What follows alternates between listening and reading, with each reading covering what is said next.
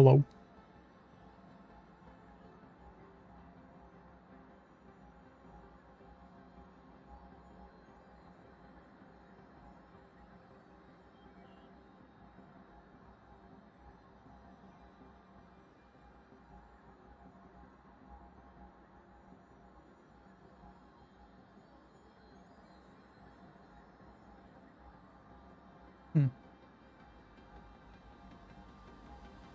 Everything's looking pretty good.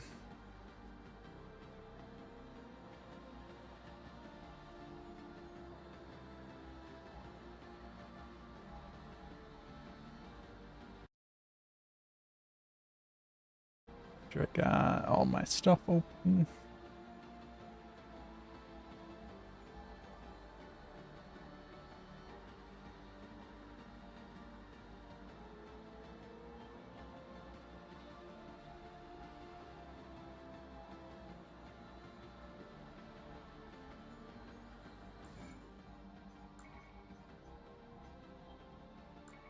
Alright. Just gonna dive right in.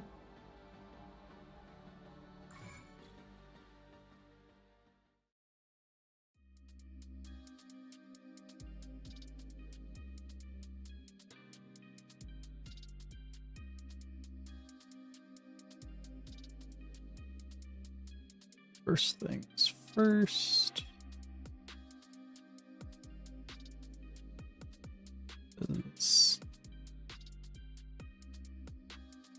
Alright, so I don't have new version. The map to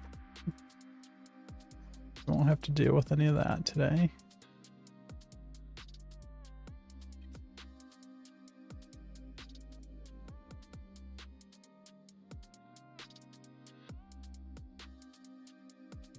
Pretty sure we left off last time working on some quests here.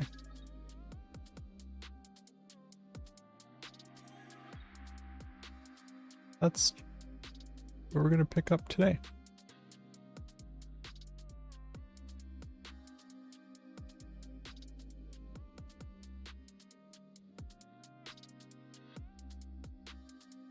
So we're gonna put together some basic, like, templates, I guess, for some quests.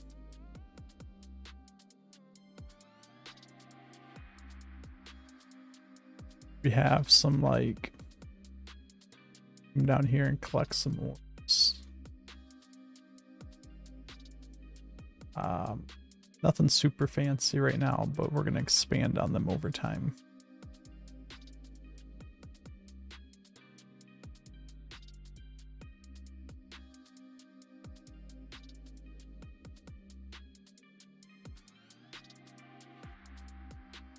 Just trying to think what other kind of quests we can do all of that.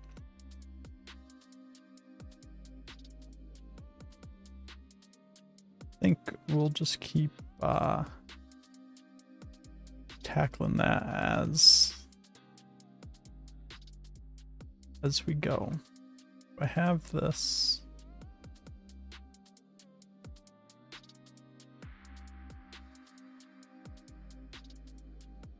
Unenter. I have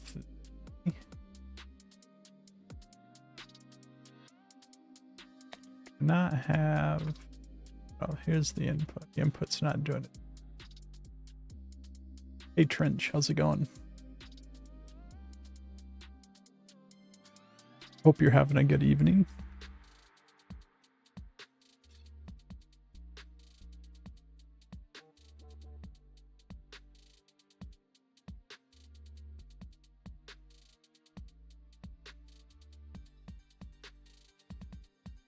We're gonna need to do here.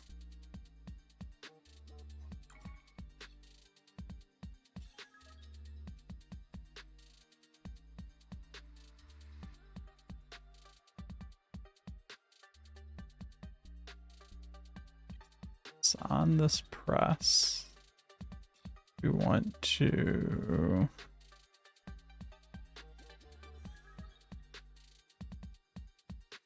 trigger an event, which I can then take this event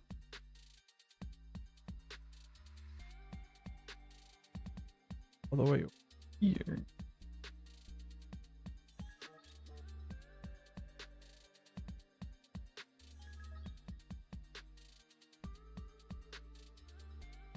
We're handling the other game flow logic.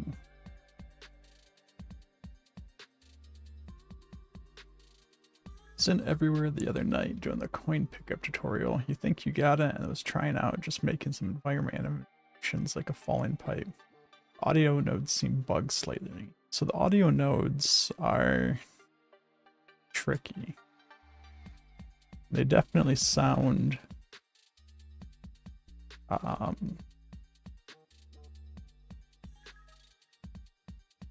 they make different, they behave differently in single player test versus the multiplayer / published version of your arcs, which is a little annoying. But for the most part, I try to, I don't think I've actually done any audio in here, but pretty sure Thifa has. So let me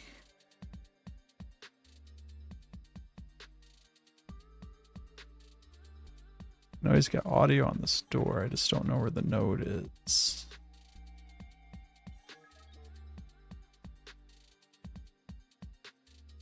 It's gonna be these guys.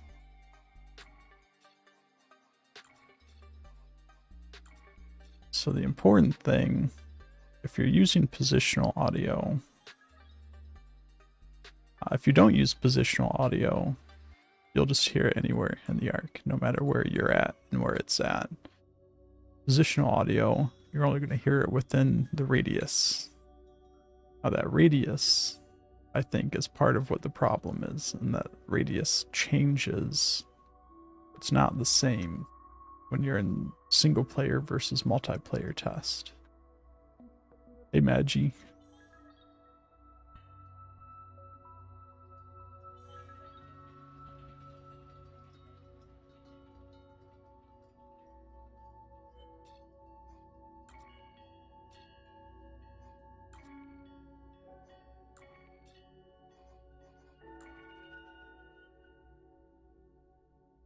So what I would like to be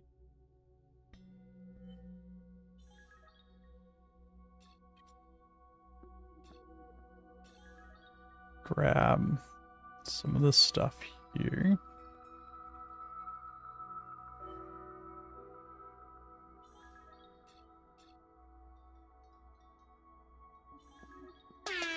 Damn, son.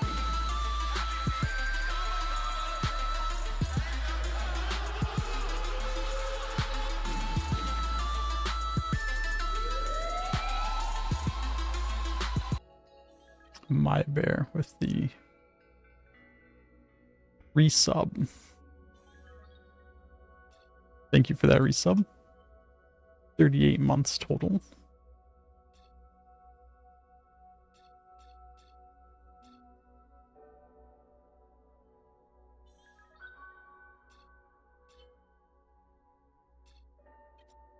I'm gonna need these blocks. I'm probably gonna need a few of these blocks depending on what this ends up being. Let's see, on value update. Open this gate.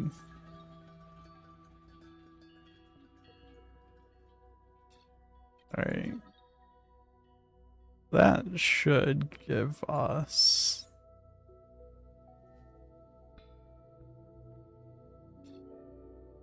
I'm just gonna get rid of all the text in here. I've been streaming for 3 years. I've been streaming on and off for a very long time.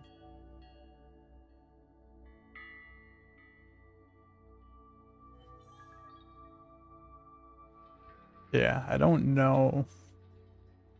I don't know if I have any of these commands. No, I don't have stuff like that active, but um, whenever Magi followed me, it's probably pretty close to when I started streaming, which was following since September 2017. Yeah.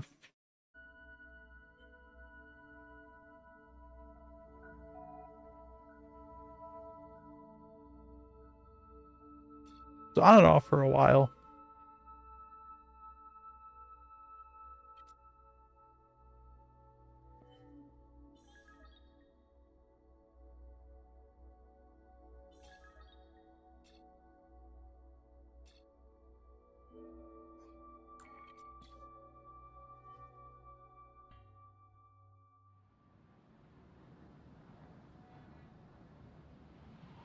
Also wondering, so I have a delay that goes before the text comes up. But we did some fixes with the text boxes. So I don't know if I don't know if I still need that delay. So we might try to take that out too. Been following since Jan 7, 2017. Yeah, it's definitely possible. Unfollowed and followed again. I've done, I don't know how many streams of building Twitch bots.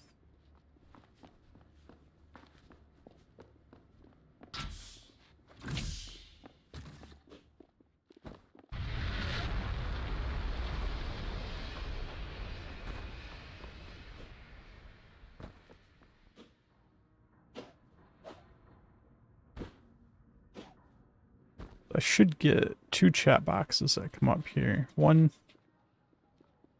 oh, I don't have the, I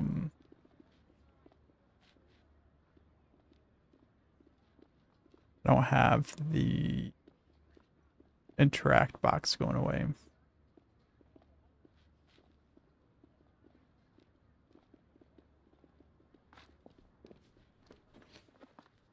Let's do that.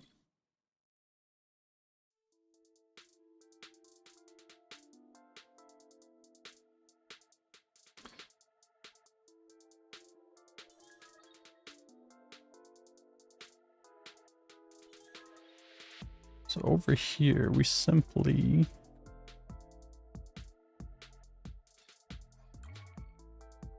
toggled it off, right? Just trying to remember what I did over here. Yeah, so when you, okay, yeah, I just toggle it off when that event's fired. I should already have,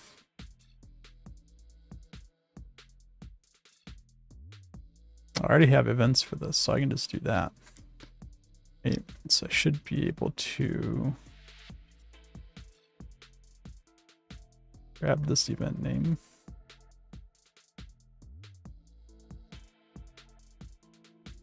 Just keep everything in the flow over here, which was the reasoning behind while I did that.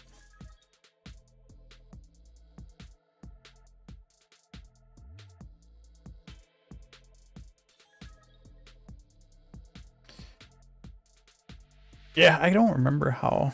I mean, obviously, you followed me January 7th, 2017. And it was 2 years later that we started dating. 2 years and a month.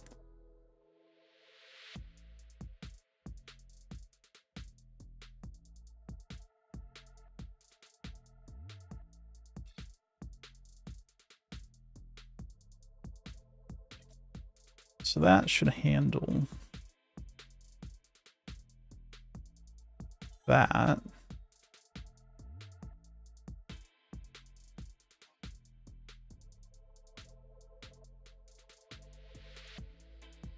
Okay, I don't need that. Been around to see it all happen. You have been. You have been.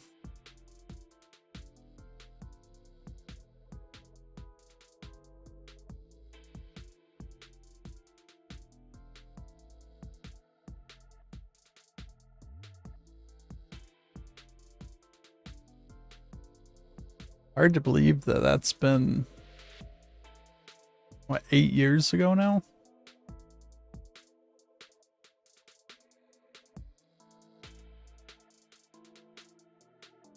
Yeah, it makes sense, because 2017, July of 2017 was when I moved into my last house.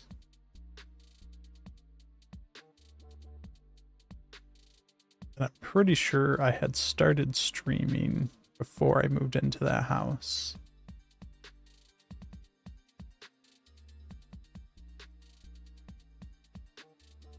I don't know. I can't remember. It was a long time ago.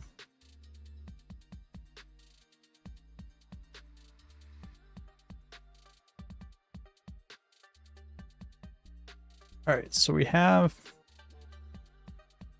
these dialogues, but I think what we need to do here instead, doing it this way, whenever you talk to Amber, Amber needs to become unavailable because you're currently interacting there. But certain quests are not always going to be available. So this is going to have to trigger a gate. Yeah, same for me. This will trigger that. And probably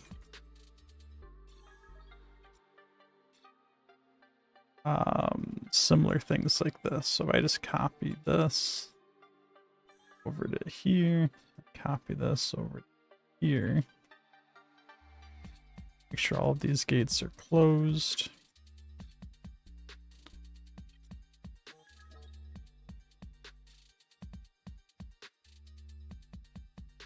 Then basically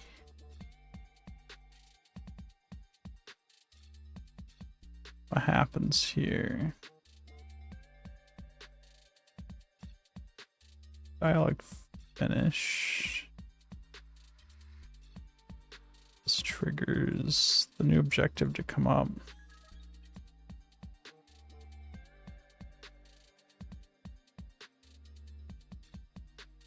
Jax blip, talk to Jax.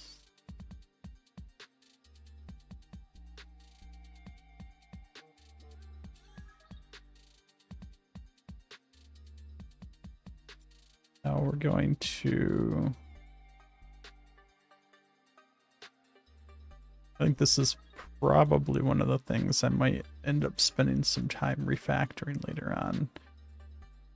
But I need to come up with a naming convention for events that aren't necessarily quest related, but like reblockering, yeah.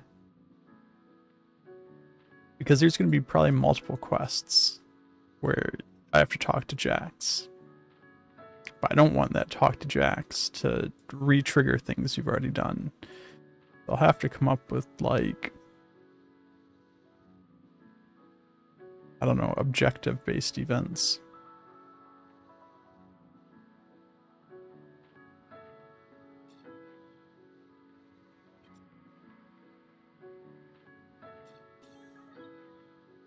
Like Q101, like, I don't know.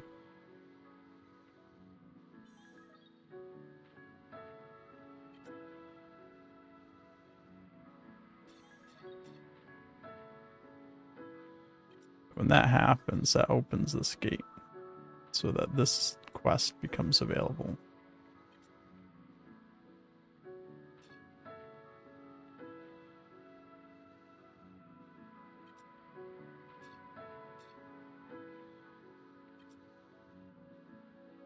Which would then mean here, this needs to close that gate. So you can't go back and redo that quest again. Although that is something I'll probably work on as well. It's if there's going to be redoable quests.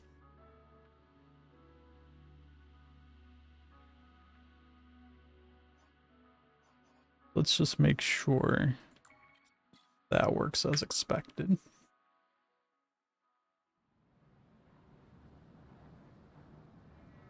Oh yeah, I did want to mention it last time and then I didn't look at it. I want to look at this slight delay in the text coming up.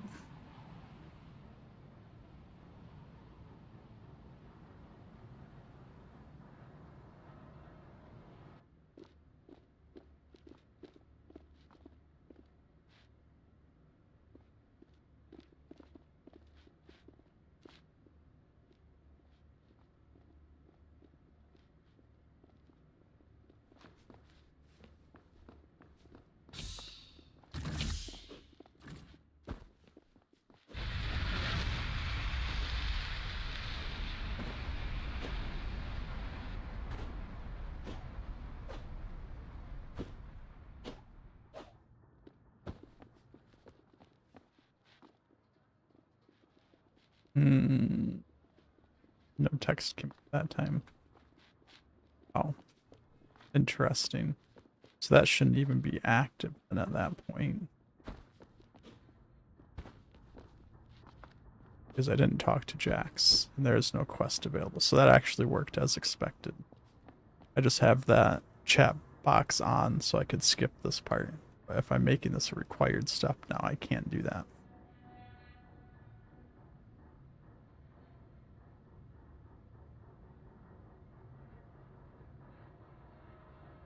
I'll probably do a similar thing with the camera for all these dialogue sections. Just to keep it consistent.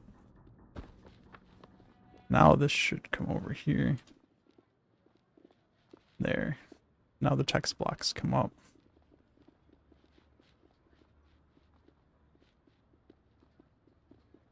I just don't have any text in there yet.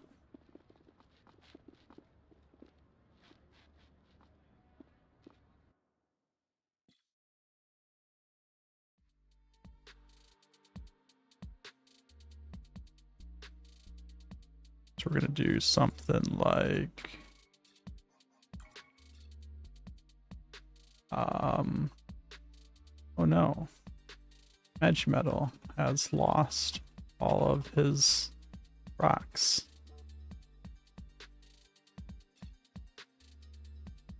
Can you please head down the abandoned mine shaft, gather some more rocks, please. It is of utmost importance. And Eli will just say something like, don't worry, I got you. Wow, this is amazing dialogue.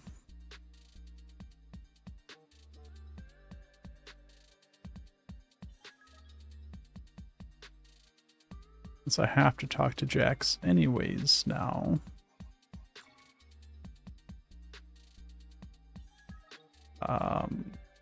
Gonna go ahead and this is all of this flashing.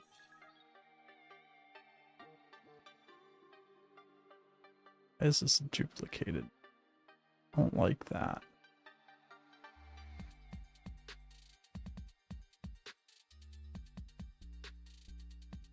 How is it duplicated with both of those? Well, we're getting rid of one of those. To make sure it is duplicated. What happened here? Why is there so many duplicates? That one's not a duplicate.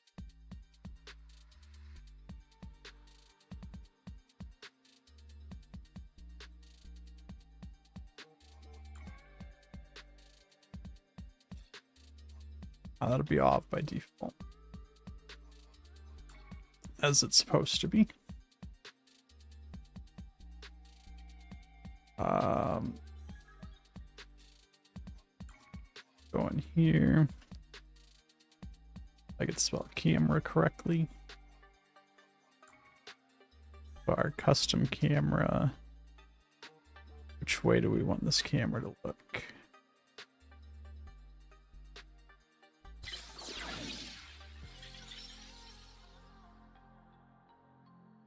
Be like this.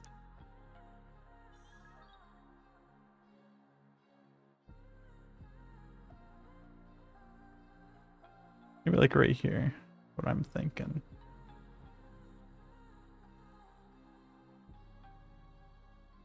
Let's grab this camera.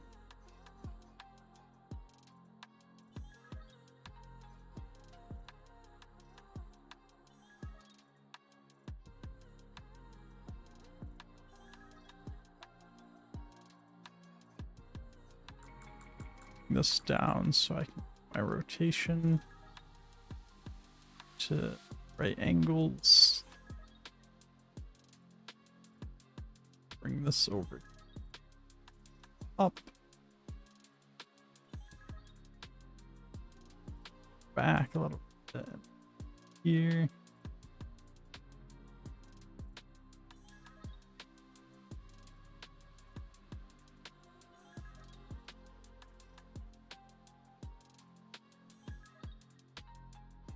Down slightly. It's looking too far that way.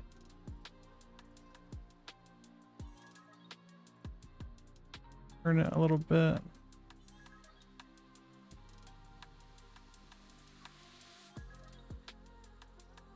Let's see, that should put the camera to be about like that. Somewhere around here. Your character is going to be somewhere in this block. Suppose I could move the character so it's always in the same spot, but I think as long as I can see your character in there, kind of like that. Looks more like you can make the cinematic slightly different by positioning your character in a different spot.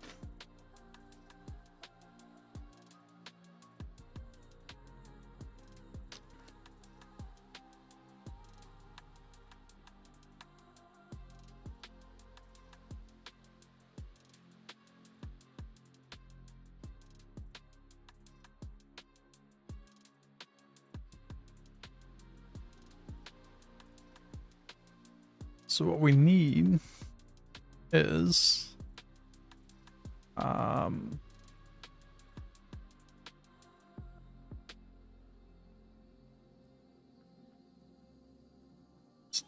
double check what I did over here. I'm pretty sure I just did on interact starts the camera.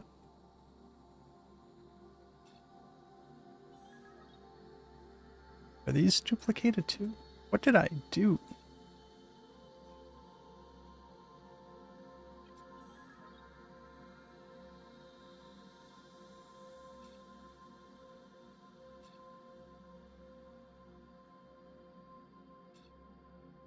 Is there so many? These aren't even grouped anymore either, are they? Or do I not have selection mode? Yeah, my selection mode's on groups. Why is this not grouped? This is grouped.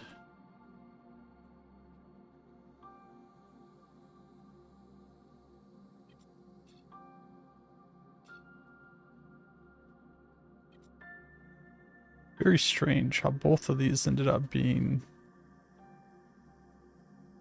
triplicated. So now I'm gonna have to go see if it's breaking anything by deleting those. Am I drunk? Not yet. Let me see, is anything else here? Yeah, look, this intro cinematic is got multiples.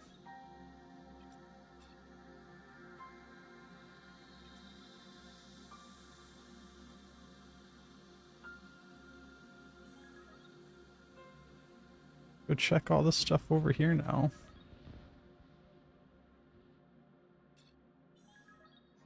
Core game. Look at that. I just added this stuff, so this had to have just happened.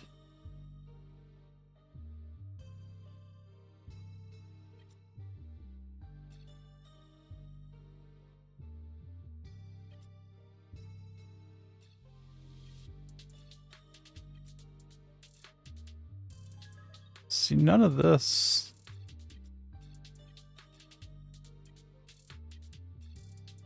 All of this was grouped as core game logic. None of this seems grouped.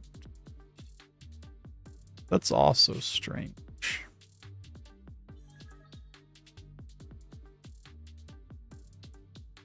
Let's just lift all of this up really high here.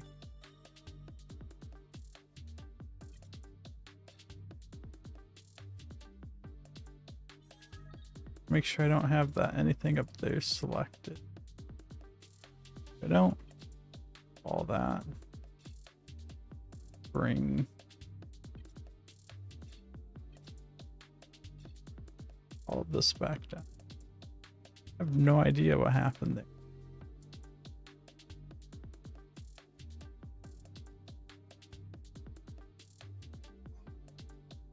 You can tell that the world's not that high because this PI score for all of the static meshes would be way higher if the world was multiplied.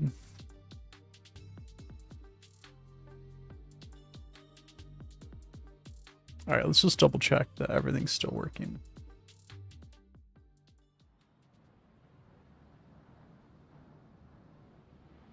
Still didn't look at that delay because I got distracted by everything existing multiple times.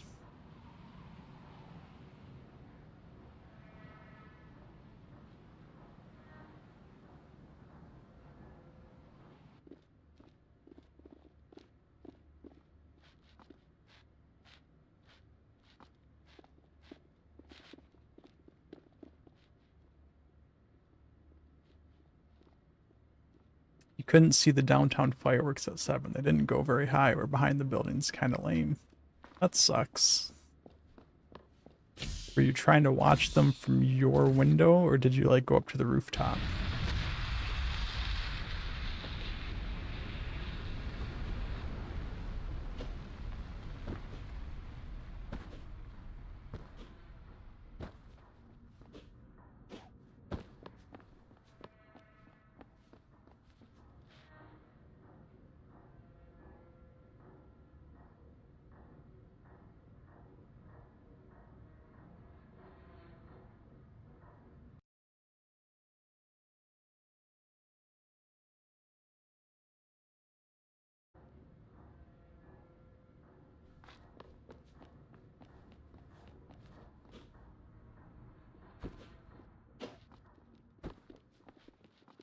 I go here.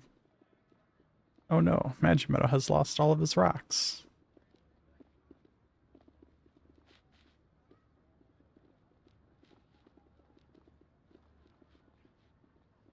Alright, so this is working.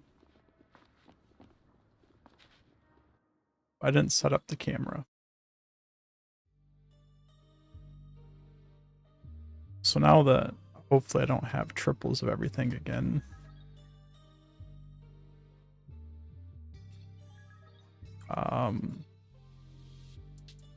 This camera triggered on the talkie.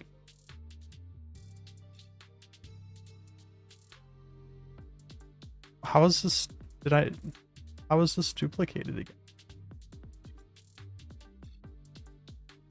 Oh, it's not the stuff that wasn't part of the group.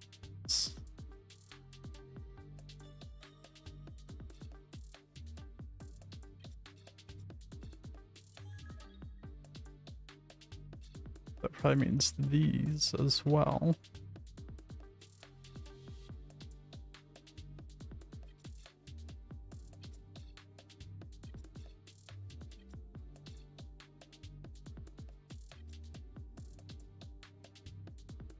Wouldn't have changed much. That's fair.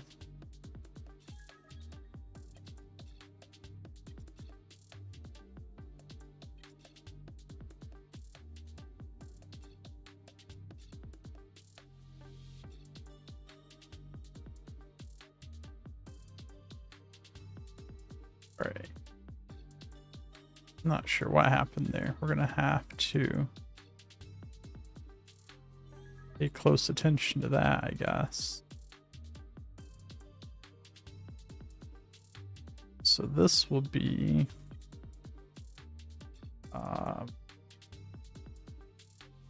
turn on. Then I think we have a dialogue finished event. Which we do. That's what we're doing over here. Let's get rid of our duplicates here. May have used the cheap fireworks for the early show. That's fair. Hold on. This one's not hooked. That one.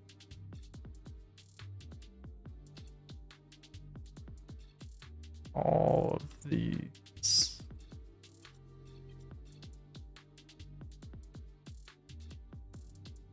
Do this dialogue finished.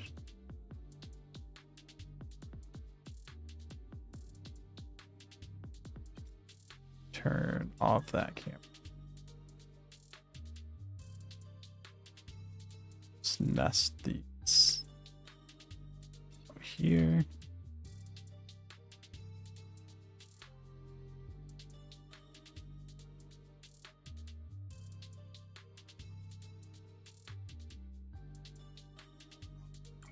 I'm kind of curious if any of the stuff,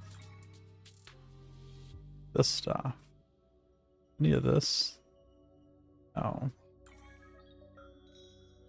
So it's just my stuff got triplicated somehow.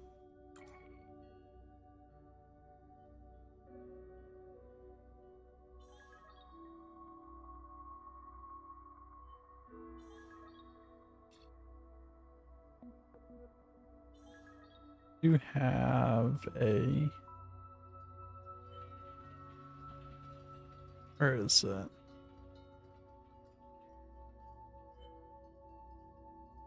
I do have an action restriction volume in here somewhere. I'm not sure where. Right there. Found it.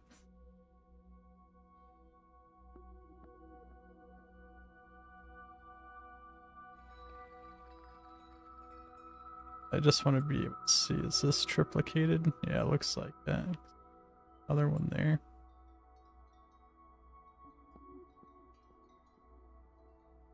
Let's put this straight up.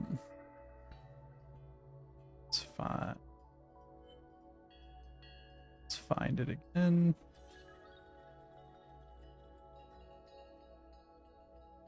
This one straight up as well. Make sure there's still one in here.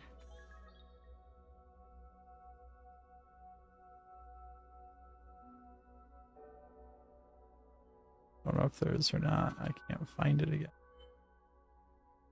Right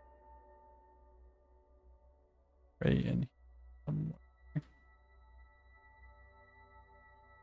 Guess I can come look. It looks like there's still one in there.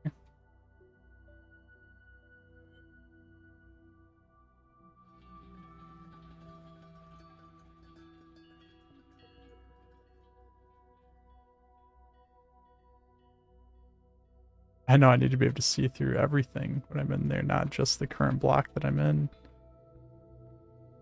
I think the problem is it's like right in the middle here, maybe? I don't know how I found it so easy the first two times, though. But I got two of them. I think that's the only stuff I don't really have grouped. That should mean that there's probably some other stuff over here that's still replicate.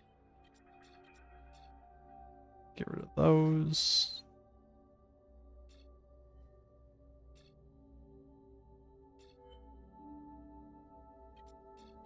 Those ones. That one's good. It's already went through. Blips.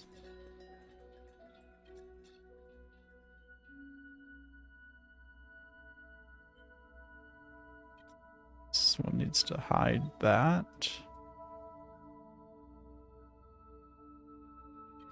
Anything else over here? Nothing's connected to that one. Nothing's connected to that one. And this here, I already handled those. Cameras, good.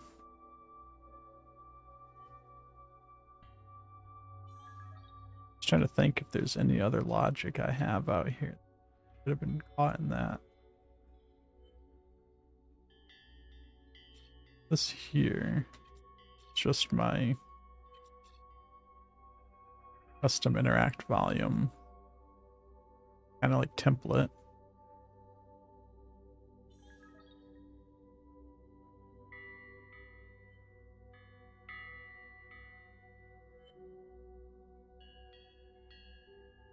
This camera, I would like to not allow the player to move, probably disable the HUD while you're in it. That's what I did over here. Yeah. To keep that consistent. Let's make sure that's still all working.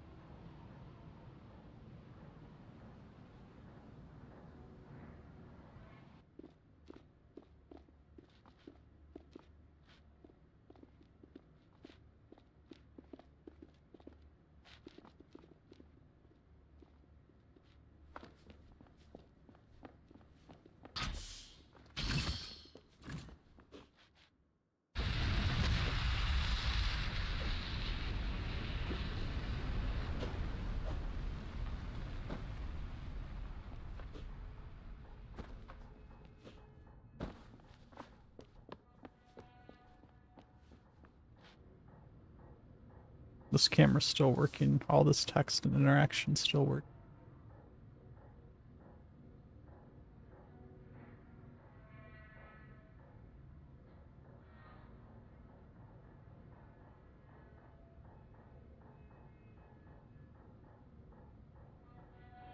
But it's not taking me out of this camera. So I lost some connection there. Looks like.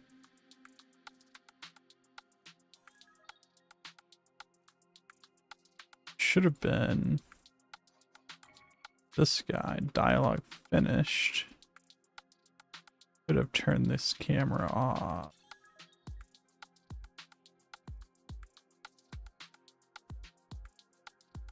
Well, it looks like I have two cameras.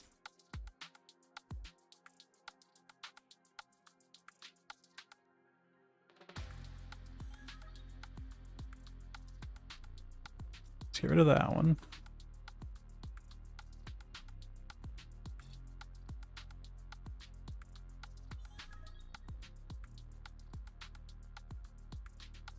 Yep, there's 3 cameras as well. Must have missed that. So when this happens, this needs to turn off. This one happens, this needs to turn on.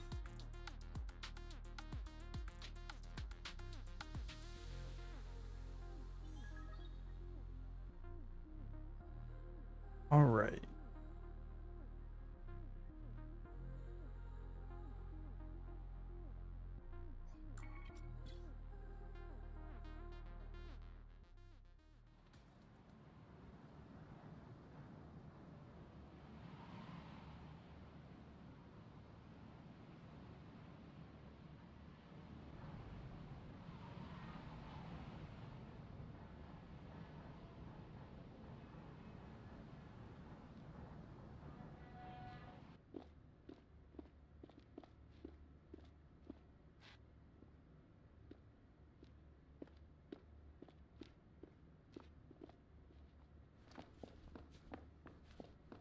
Poor ass town. Jeez.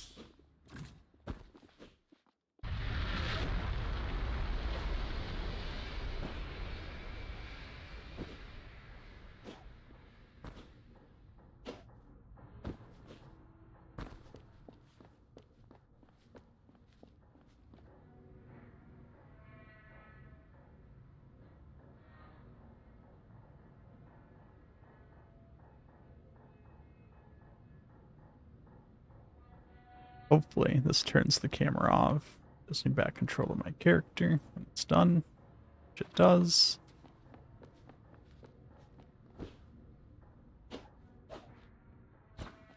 Blip over here did not turn on. I'll have to check that. That camera worked. That didn't transition very smoothly, so we'll fix that.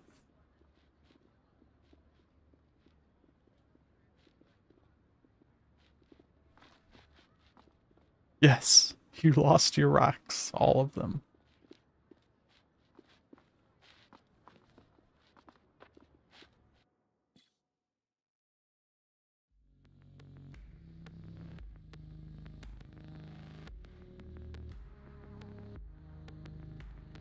Alright, let's get in here.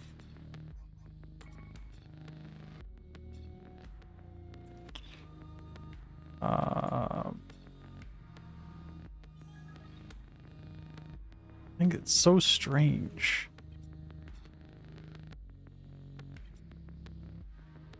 Things got triplicated here. But like the connections are spread across ones that different ones.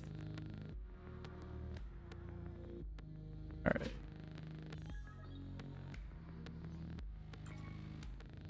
Let's see. This connect you. That's why that blip wasn't working.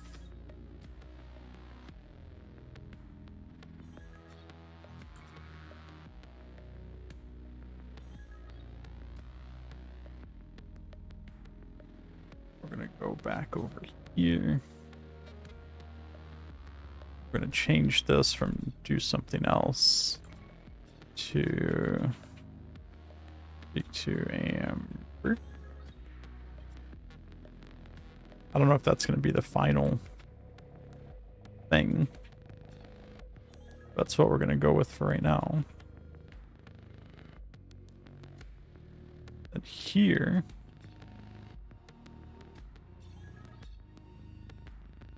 I'm gonna duplicate those.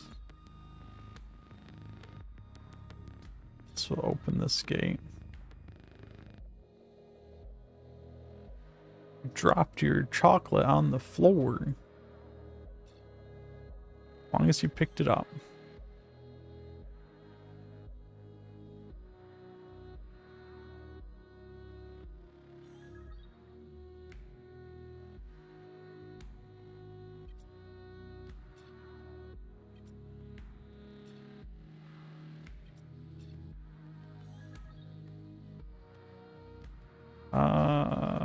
So that opens this event to activate that.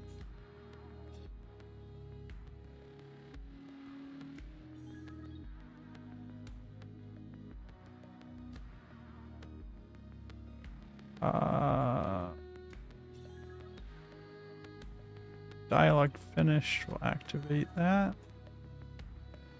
It's this one. Yeah, not that one. Dialogue finish will activate that. Grab trigger node here. Trigger node will activate this, which will go to here. Show that. Which should give you the new objective.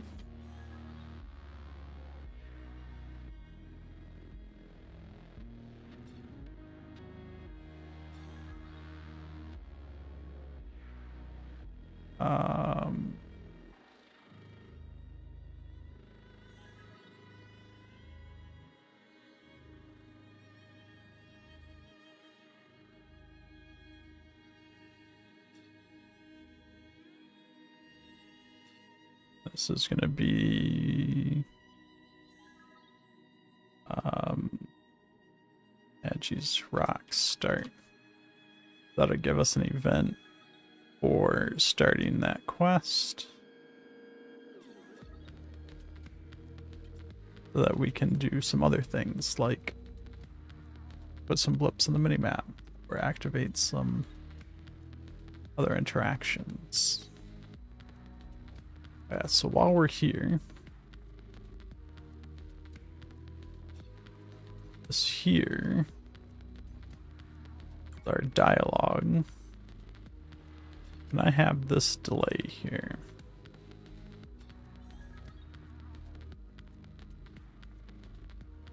Now, I'm now wondering if I actually need this delay.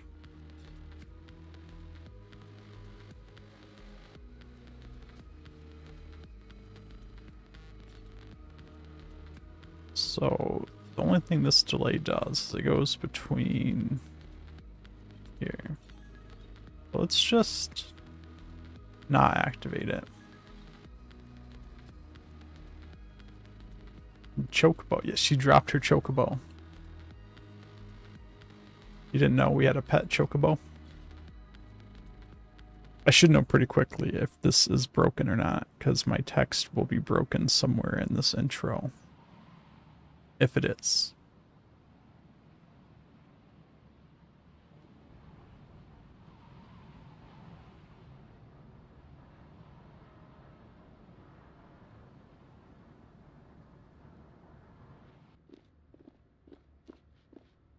All of the dialogue seems to work correctly.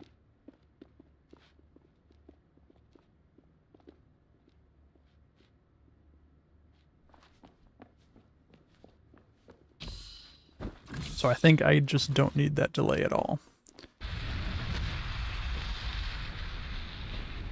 But I do want to make sure we didn't change that camera either.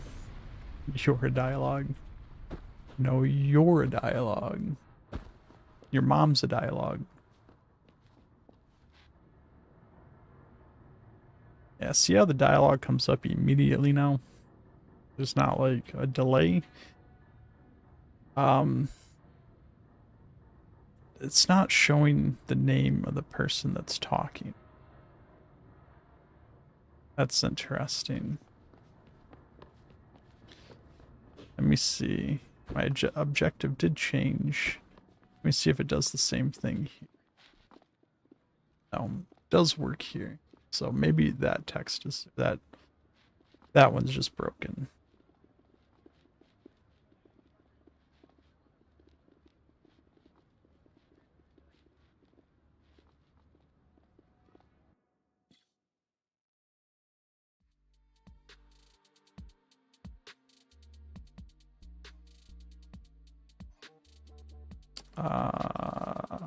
So that would be this text here. Look, this is the problem with AR text. Even in the editor, it's not showing up. If I like move it or something, I can like trick it into showing back up.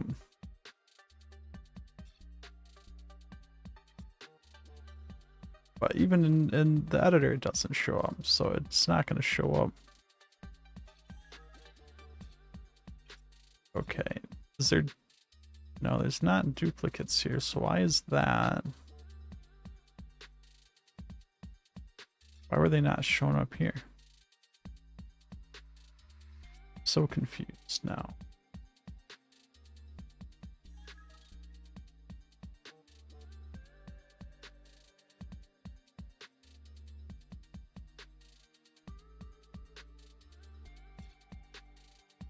I have the text. Let's make sure I don't have some kind of thing going on here. It doesn't look like it.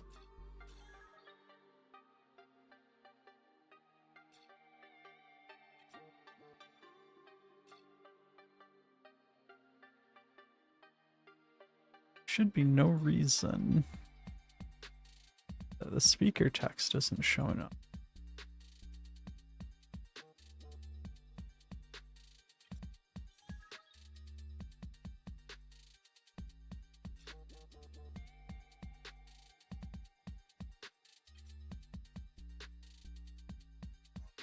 Let's run it again and see if it still has an issue.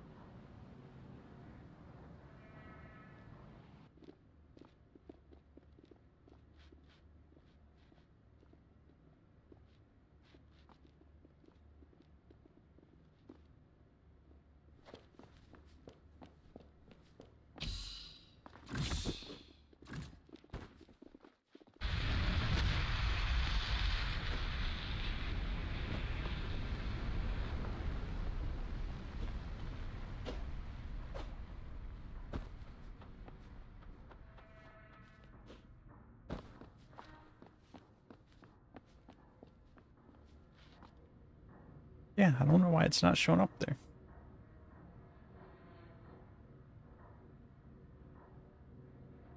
It should be doing the exact same thing as the next set of text where it is working.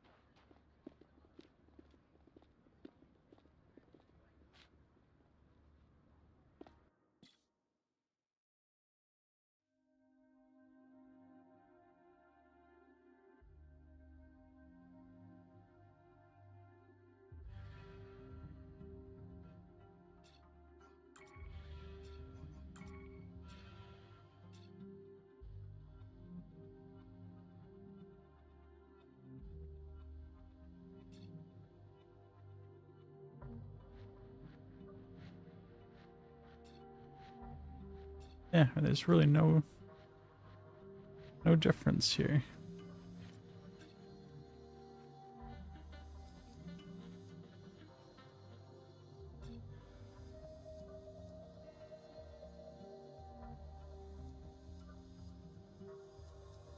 Checking if I got some random nodes chilling somewhere that's somehow messing with this.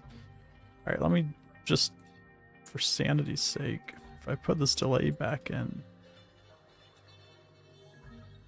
I'm going to be really confused how that has any effect on just that one set of dialogue.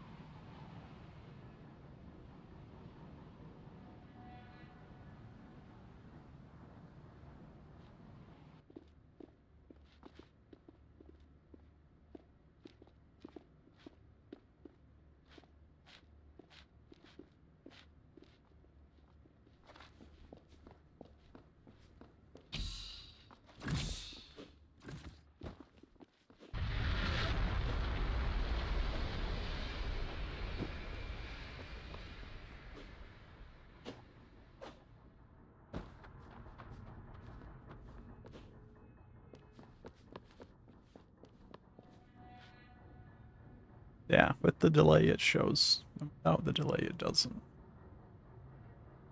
So that's interesting. But it's only this text. But I guess I don't have enough samples to say it's only this text. The other text that has speaker names is working just fine without the delay.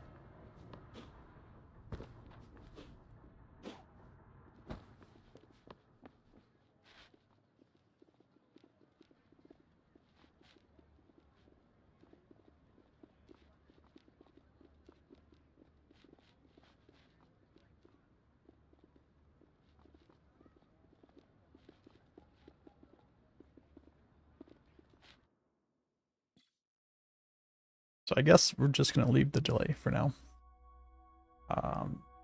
If the delay starts bugging me enough, we'll dive into it more.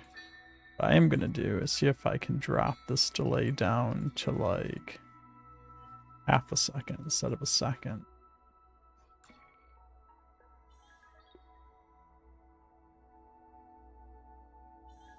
Then I do want to change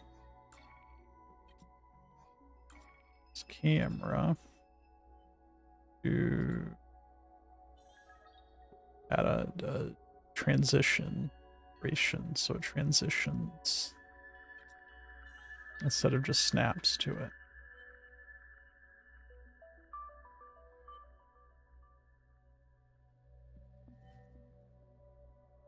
Then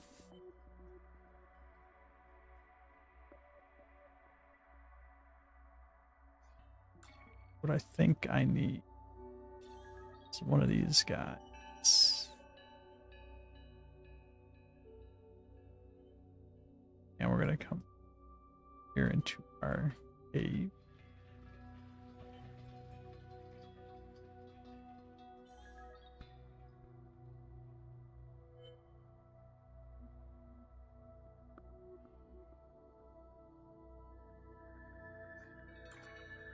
We are going to bring that.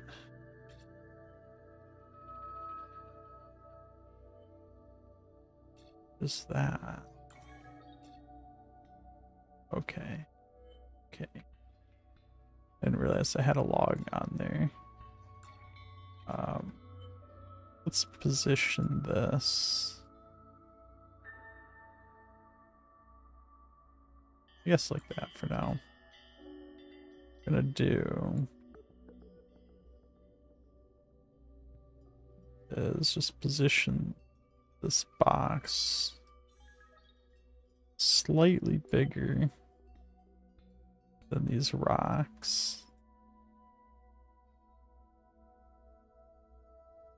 So you can interact with it while you're next to them.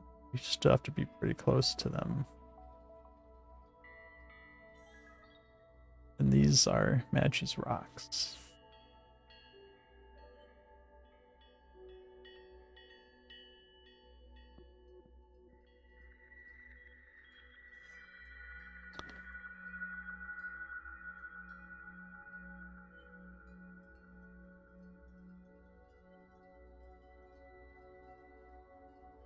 So then I can change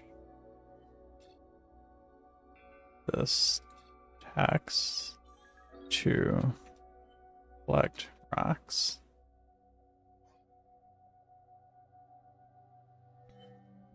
I don't have, so this is what I need to do. I don't have the on-off nodes on that sample, or the example one that I just pulled from.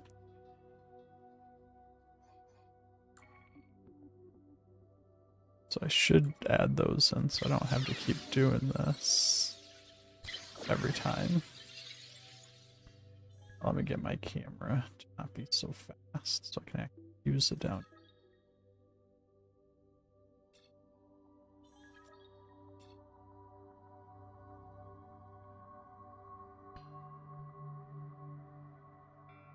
Where's my music?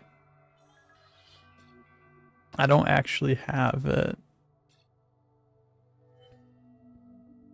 playable, I guess is the right word. I don't know.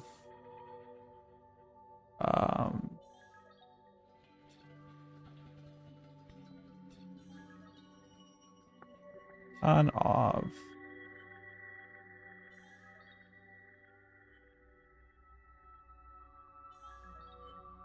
I guess I could just play it from the website, but I haven't like downloaded it or anything yet.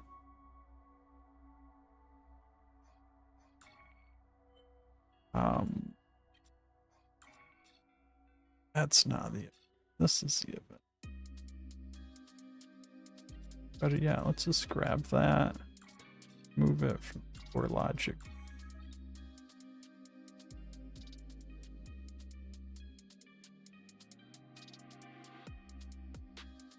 Bring it over to,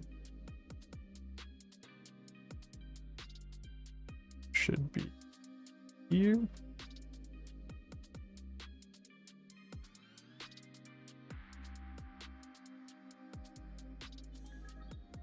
Over. There we go. Here. Add it to this group. That's going to turn this on. Gotta make sure this is off by default.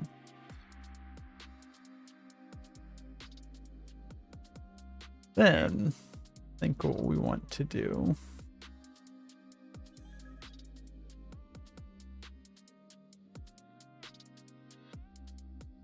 so I want this to not be like an instant pickup.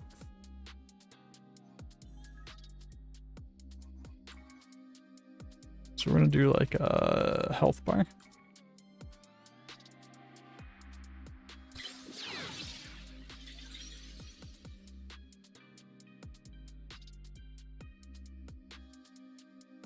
That is display text, number, percentage, none. Yes, none.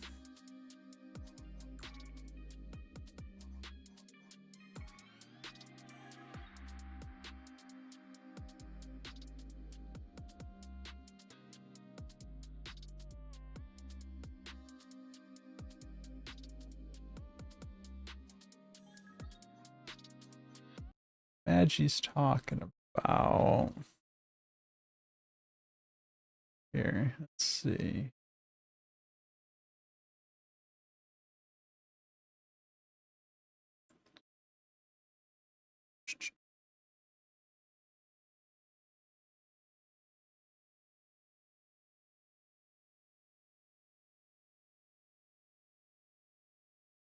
Let's do this, this, this, this, this.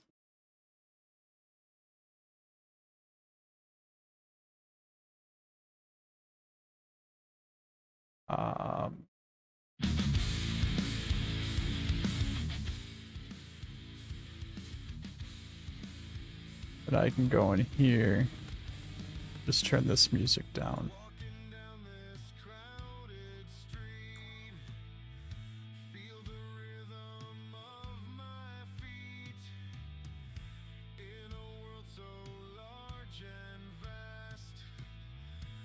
Let me know if it's too loud or too quiet.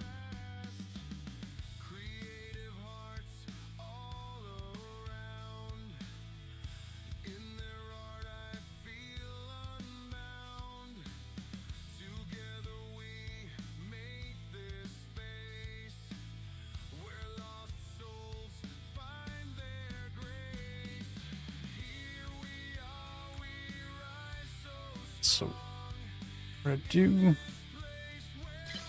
timer here. Leave it where it's at. All right.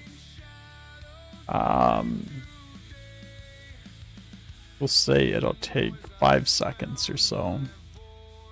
Remaining time.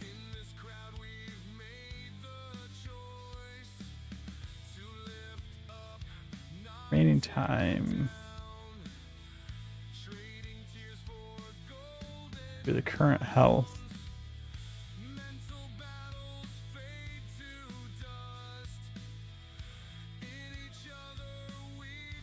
Then my input that's up here.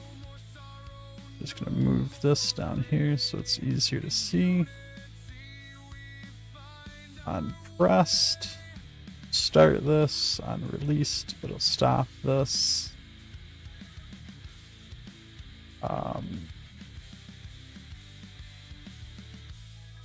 On remaining time updated. Let's see. There, yeah. So I can turn this on and off too.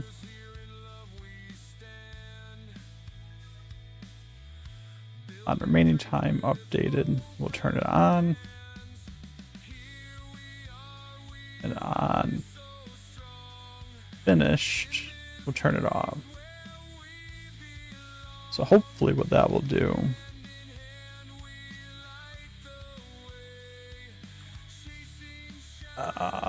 let me get a number in here real quick. Number. This is going to be set to 5, and it will automatically send the value on game start. I should set the max health there and the timer here. So both of those will be fed off this. Is it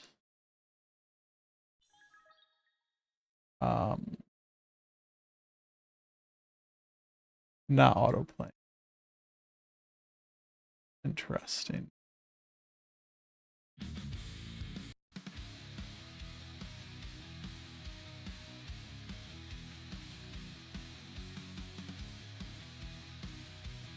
So Magi's Rock Start should enable this.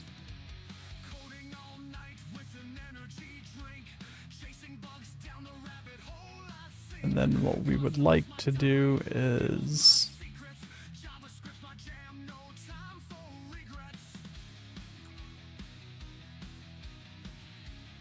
grab a branch here. We want this as stopped Boolean. And on finish, activate this. And if it was not stopped, that means the timer finished on its own.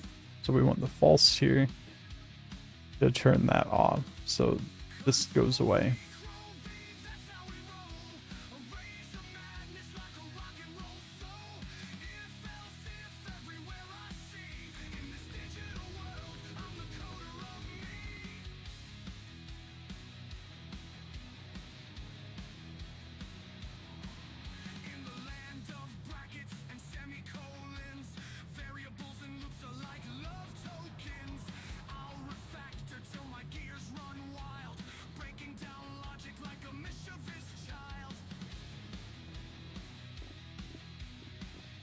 Chasing bugs down the rabbit hole I sink. So true.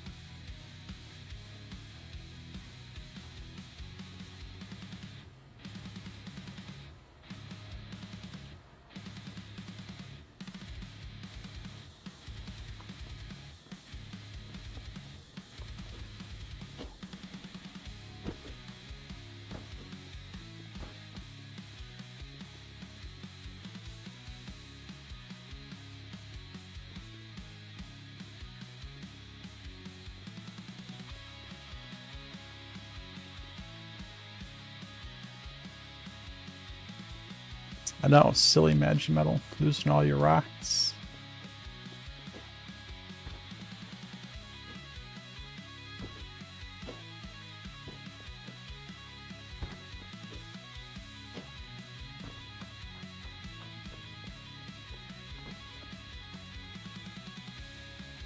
You've got plenty of metal.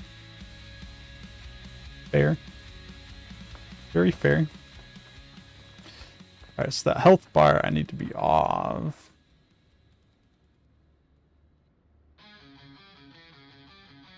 And maybe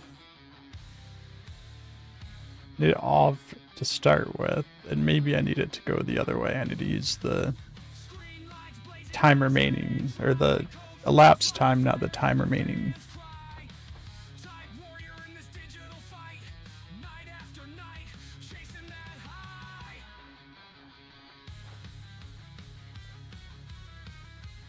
So the bar grows while you interact with it, not shrinks.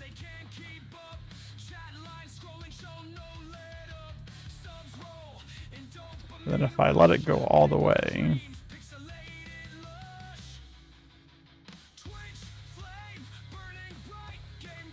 now I can't interact with it anymore.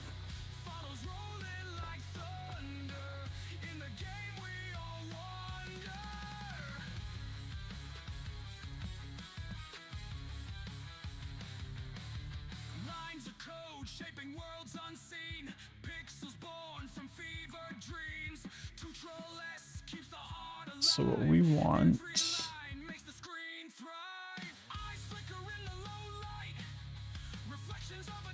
no pun intended, of course not.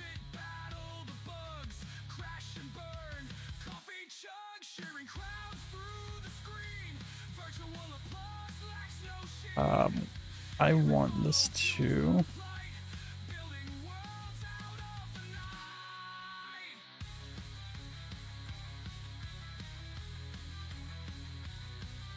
instead of being remaining time, I want it to be elapsed time. Sets the current health.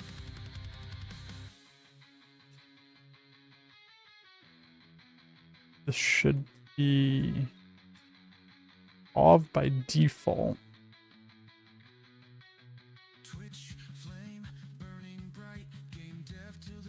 So how can I just do a start node, I suppose?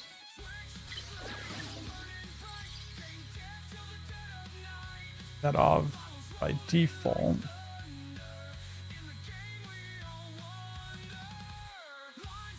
Probably try to position this.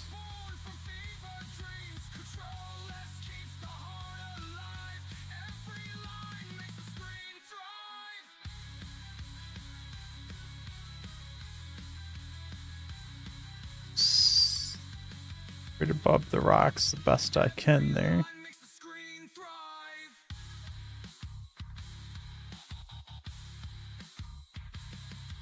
Then what I'm gonna do is something a little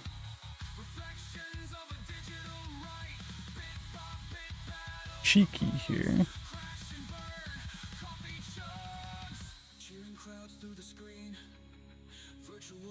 I duplicate that.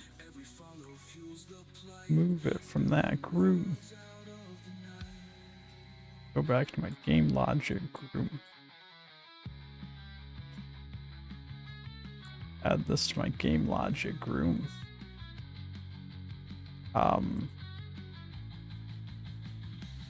What did I just do?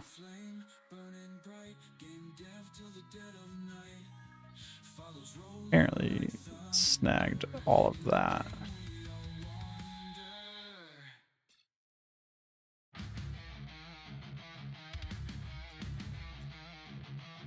Let's undo.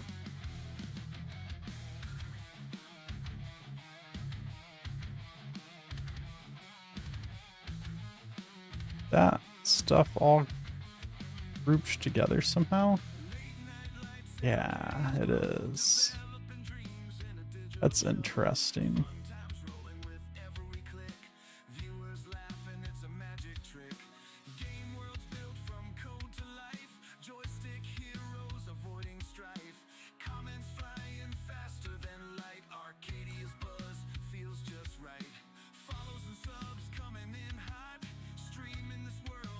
I just move that from that group.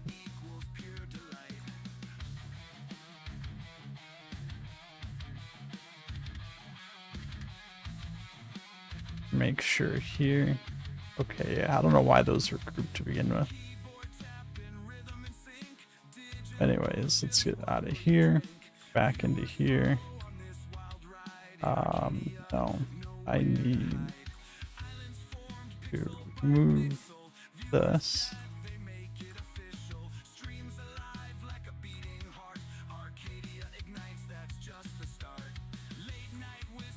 This, my game logic group. All right. So now I'm making this a gameplay item.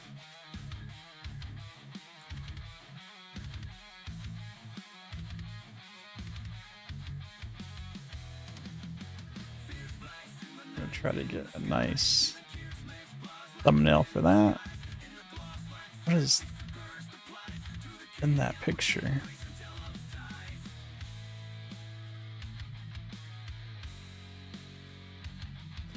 This is gonna be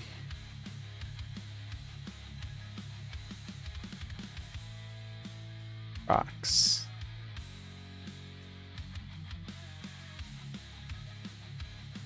Actually, it's going to be yeah, that's fine for now. Don't know if I change that. If I change the name of it, it will affect anywhere else that I'm using it. But we will find out. So gameplay items. Gameplay.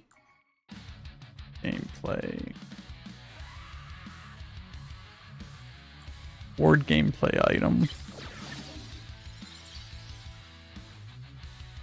rocks.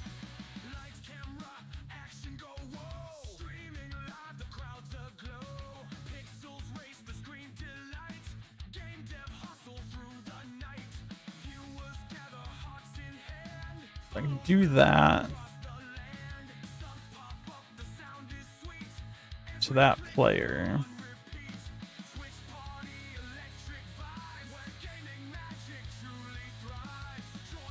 I guess what I would like to do instead is something like, I don't have an advanced, so I can just do, I want to do an event for this. No, I think I want to do advanced string.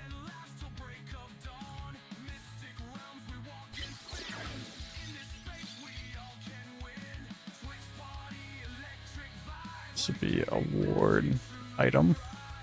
Or arc offline is good.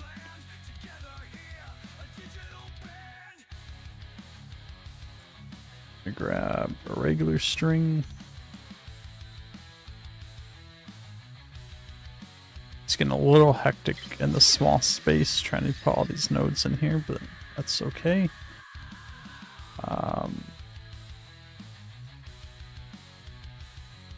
Rocks. And that's going to trigger this, which will send rocks to the award item advanced variable. Now we're going to take this award item, bring it over here to our core logic, create a little system for awarding items.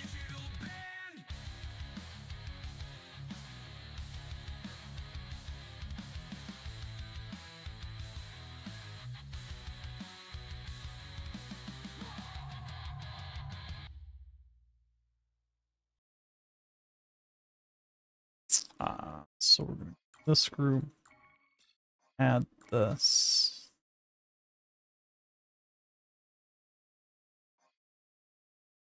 Alright, that was my whole playlist. That's why I wasn't really playing it, because I got a whole 5 songs. I'm sure you don't want to hear the same 5 songs and repeat all night.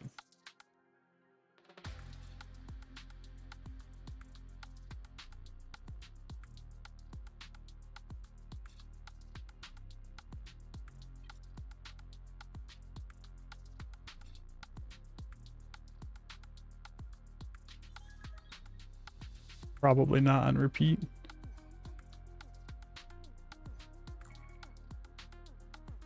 So this here, we do want this guy to receive notifications on updates.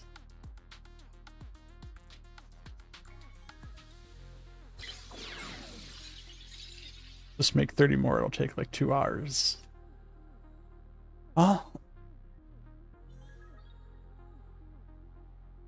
It'll probably take less than 2 hours, to be honest.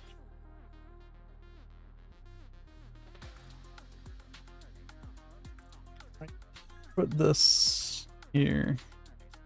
Value update. Do I want to do A or do I want to do B? I think I want to do B. So A can be rocks.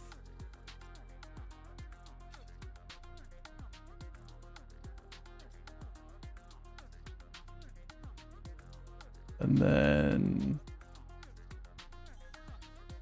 gameplay,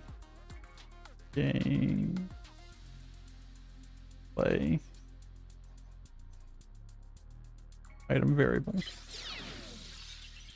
will be rocks, branch here.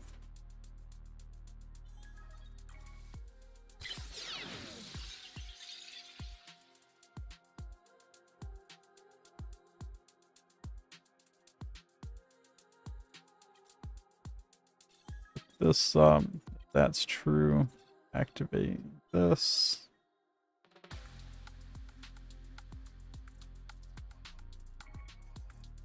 which will then take an award gameplay item. It's going to take an gameplay item from here. I don't have a player ID, but I do have a player ID.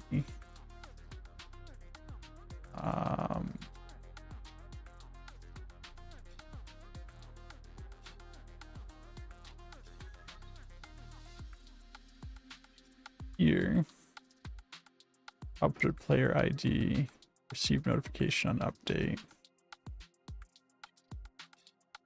So when this gets set, it should just push it out to that node. Test to make sure that it works. I think we'll just put it behind. And here I can just like repeat this for additional gameplay items that need to be awarded. Go.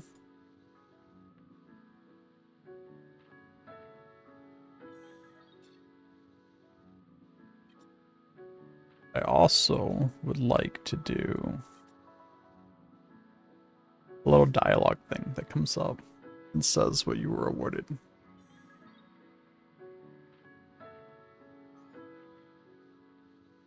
Can I do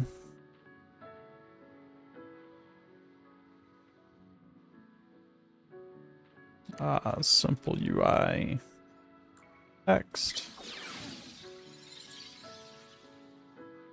on success, show this with,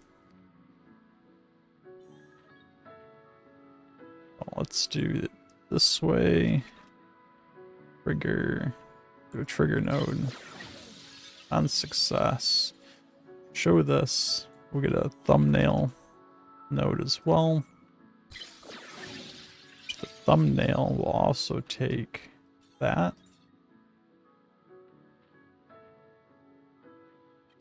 And update that. Text. It's going to take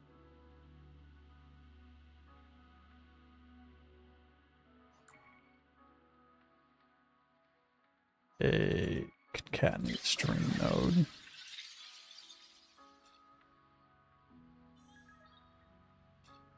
Let's pull all this back here so there's a little more space to work with here.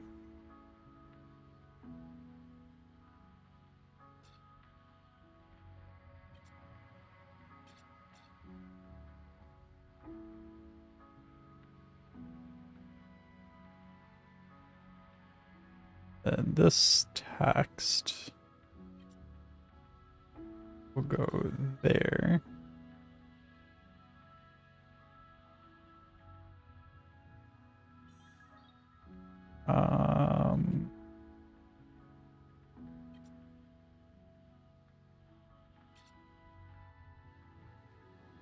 I guess I can probably just push this anytime this happens. Anytime this event's fired, because it's going to get through to there anyways with that value.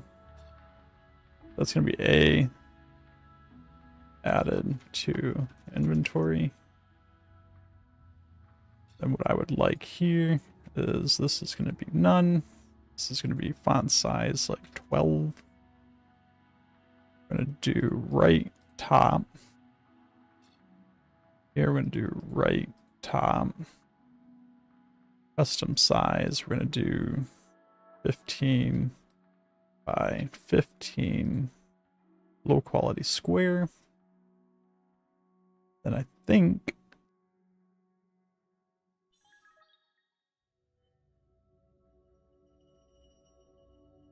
what we're going to do is,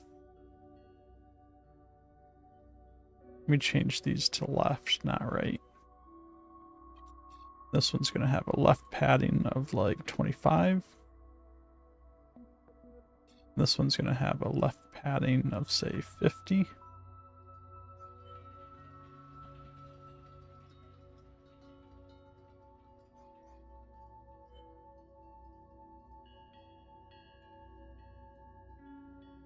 And then just to test this out,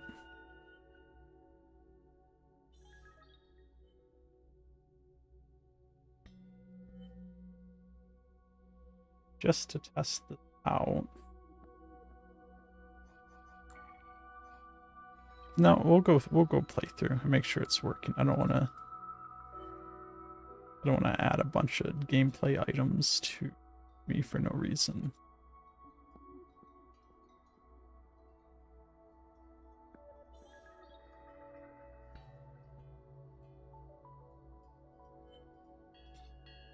That should give me a simple little way to do gameplay items to inventory.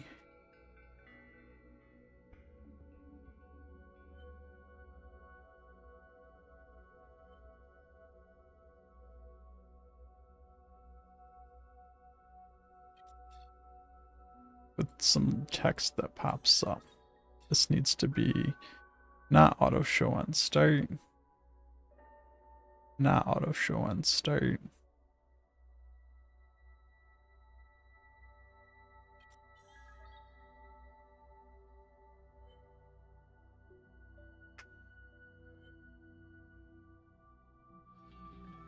And yeah, let's go test it out.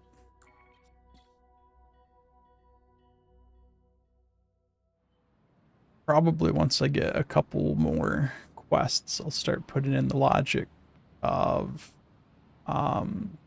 continuing where you left off, so I don't have to keep playing through all these beginning quests every time.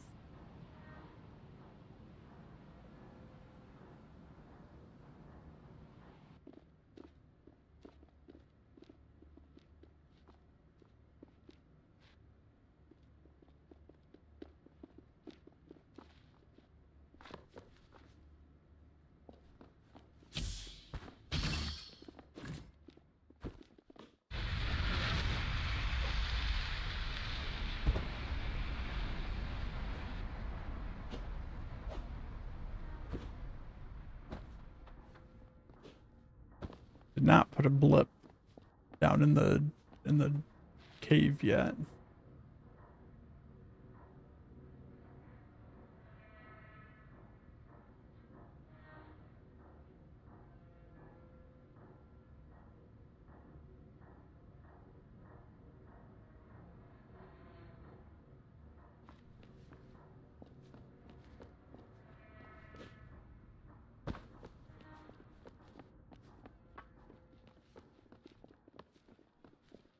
So far, so good.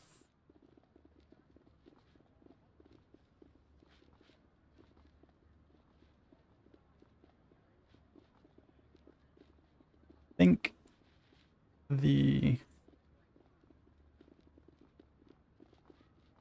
I can probably change that dialogue.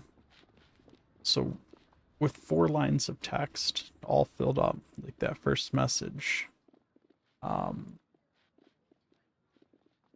it's not a lot of time to read that whole thing.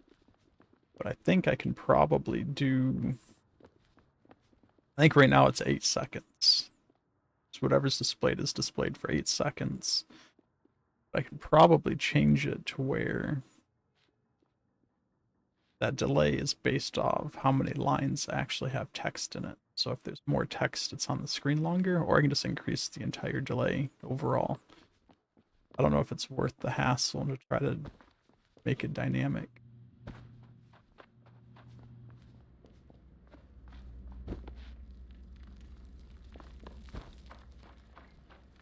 Alright, so that should not be on still, so I don't know why that's on. I think that's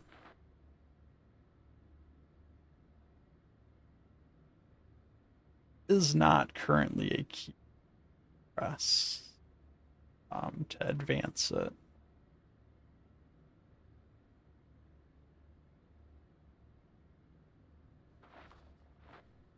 I don't know if this is intentional or not, but the health bar has lighting effects.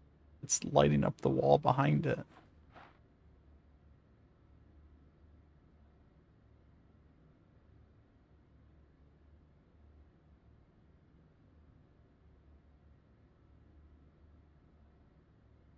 That's so strange. Well, anyways, collect the rock.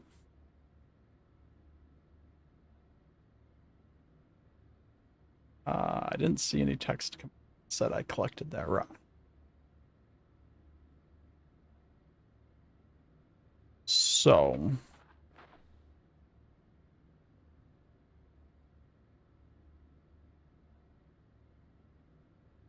I don't see an error. Let's put some log in there for the error so we know if it's the gameplay item being awarded or if it's the UI stuff that's not showing up.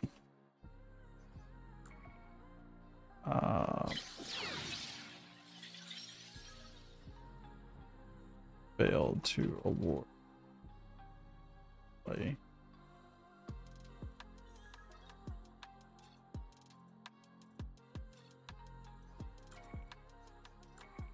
Actually, that's part of this group. The grouping doesn't matter at all for the logic to run. It will run if you link to stuff that's not in the same group. I just like to try to keep things in the same group.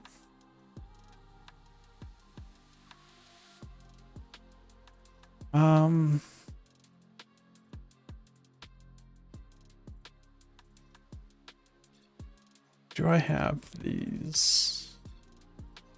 Target all players, so it shouldn't matter if I have a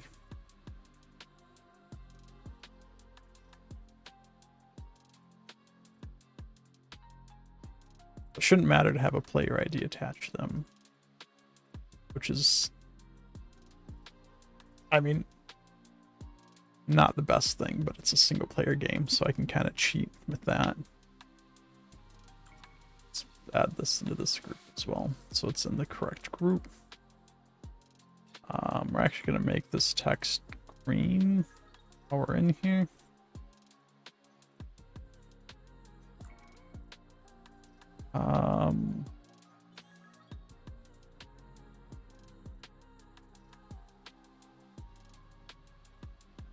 Yeah, let's see what's going on. Actually, so this is the problem. It's never been activated.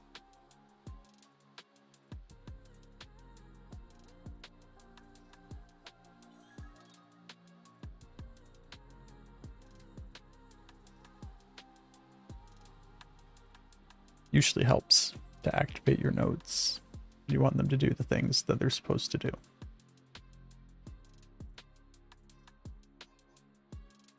Let's try that again. Doesn't take us too long to get through these quests.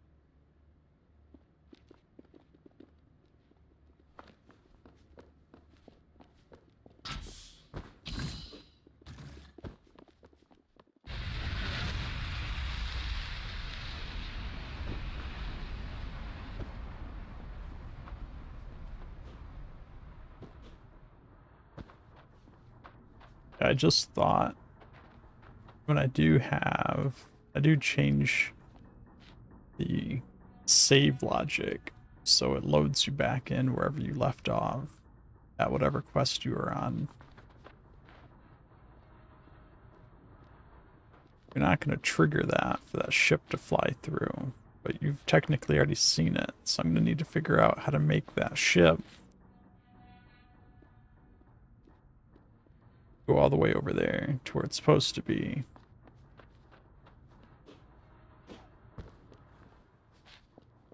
Just for continuity. So that's something else I'm going to have to add to my list.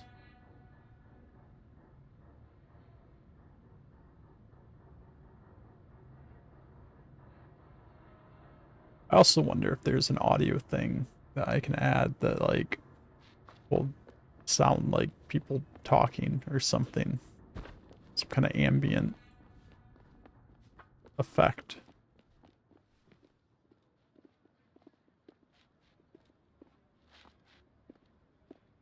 Charlie Brown. Wah, wah, wah, wah.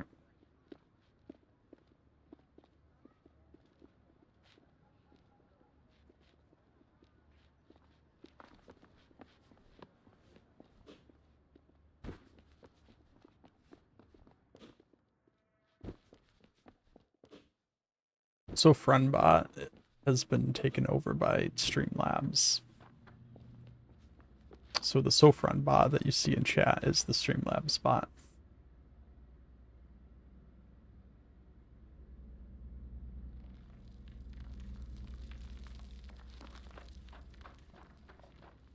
I don't know why this is still on, but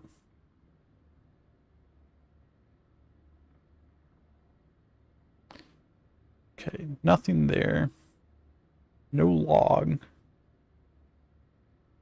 Rocks added to inventory. The text was there, but I never saw it show up on the screen. That's probably because, once again, when you want your nodes to show up, you probably have to connect them.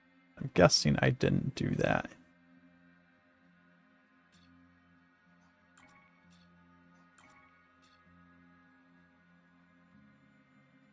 I did do that here. This trigger node is being triggered off of the item being awarded. Wasn't showing the thumbnail, but it should have been showing the text.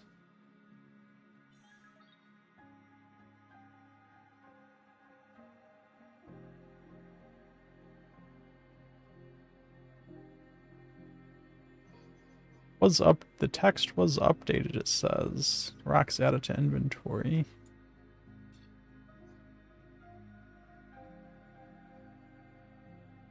So let's first start with, let's just auto show on start. Just so I can see that they'd show up on the screen.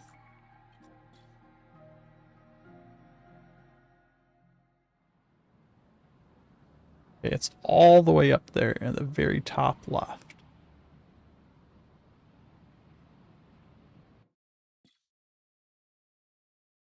Let's fix that.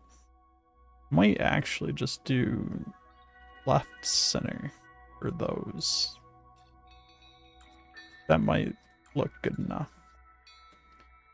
Let's do left center, left center. Let's see where that shows up at.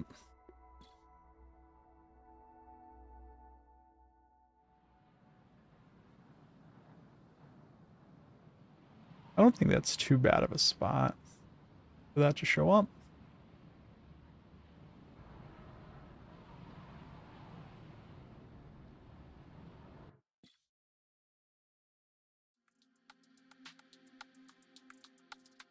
I think I'm going to make the thumbnail a little bit bigger.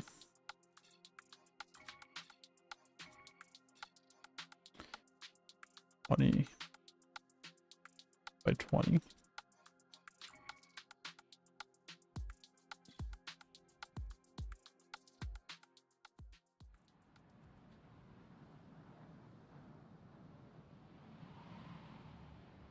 I don't believe it's showing the correct thumbnail. Well, I guess one's not being sent to it, so it's just showing whatever's selected here in the drop down. Rocks is what eventually be, because that's what it should get set to from here.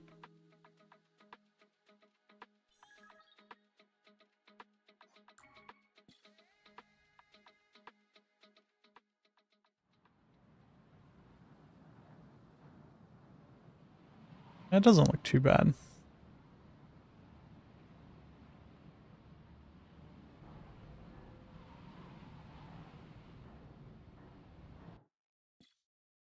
I don't know why.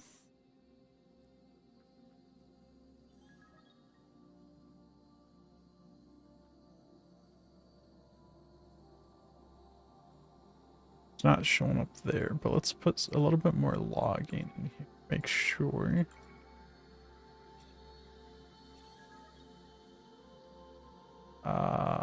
Unvalue updated. Received notification for award.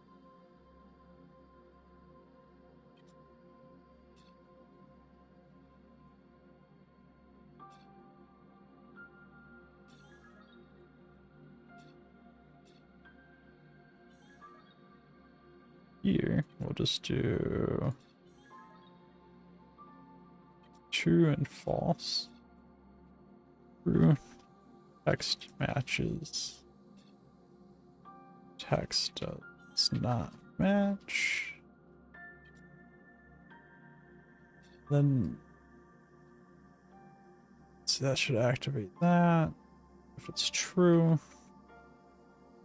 come through here. Then we'll do item.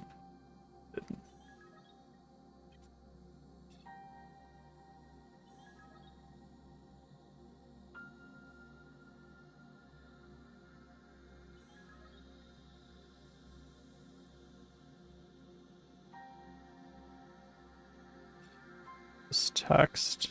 Okay, just want to make sure everything there is being updated correctly.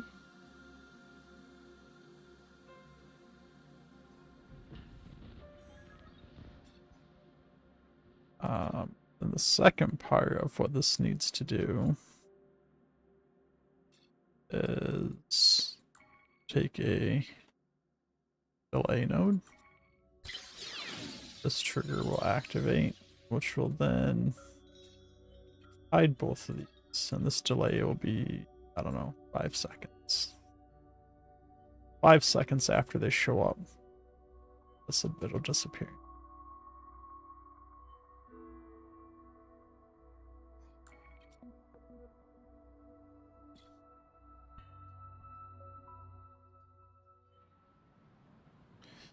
I want to make it not show on start, so I can make sure it's going to work with the actual collecting the rock.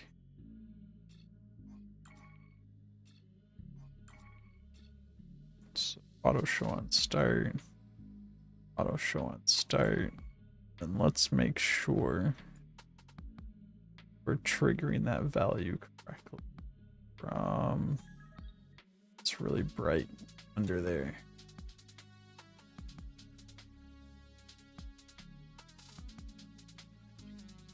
This is false, which means the timer ran out and it wasn't stopped. Take the value of rocks and we're going to update it to our award item. Yeah, it should be good. See what happens.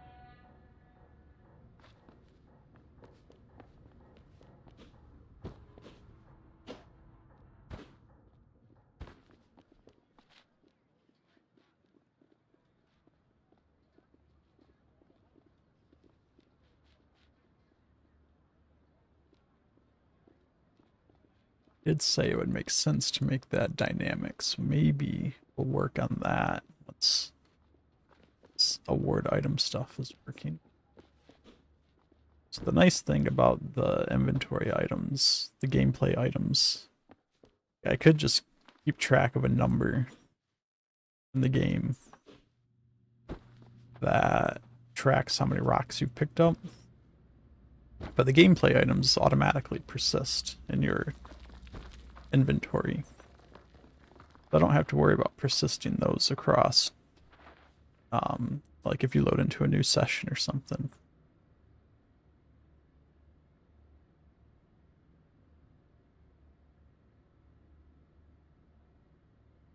Okay, so receive notification for award item, text matches, but I didn't get any of the logs after text matches, so there's got to be some disconnect in there. Some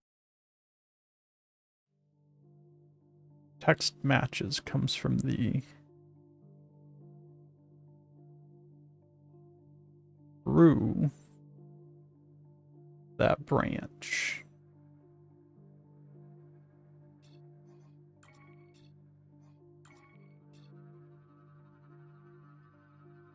True of that branch should activate this guy. Which sends the value to here and activates this.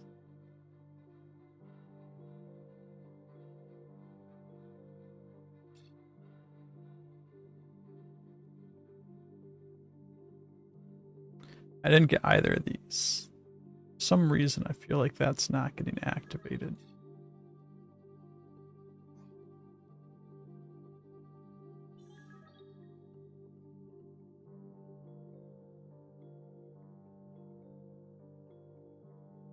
Or this is another one of those nodes that I can't activate two things off of. Let's replace that with a trigger node.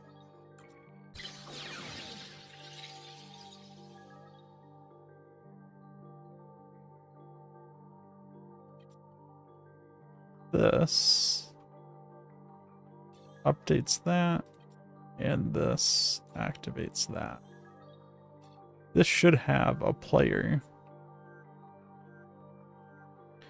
ID here, because this guy gets set when the player joins. Yeah, so on player join node, it should be setting the player ID. As far as I can tell, there's no issues with that.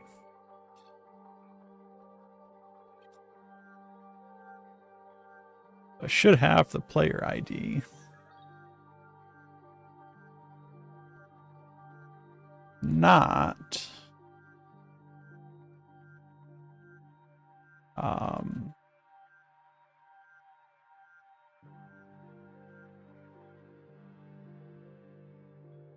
I would have thought I'd get this error if that was the issue.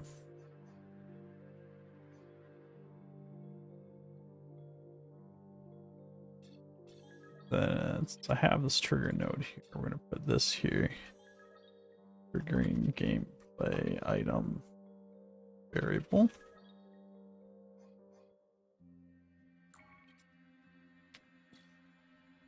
We'll see what happens there.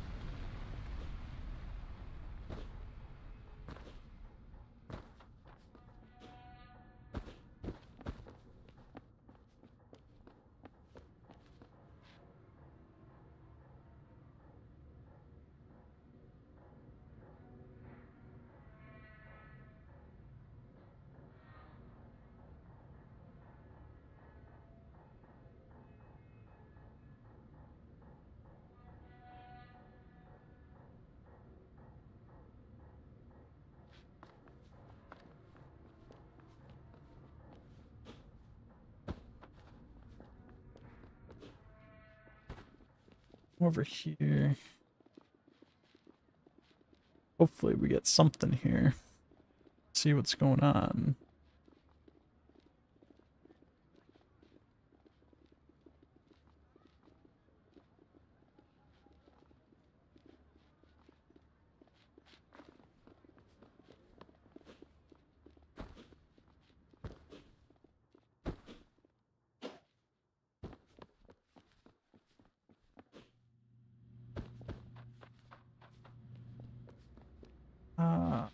This one down.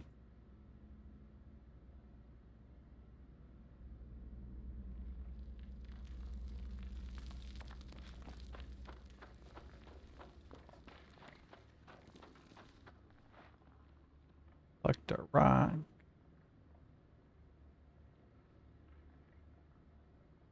Triggering gameplay item variable, and it just stops after that. Trigger node is getting triggered.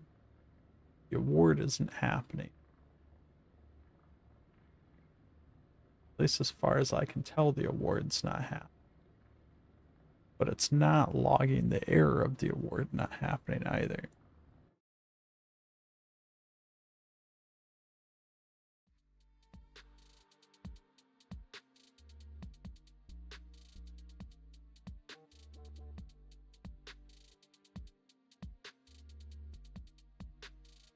First fully sober New Year's, and you don't know how long. Is that a good thing?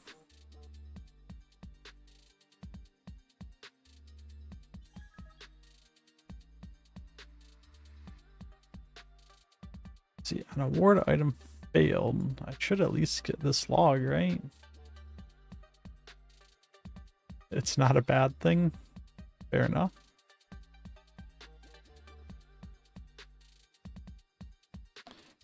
This trigger node would trigger that the item was awarded. I'm not getting that either.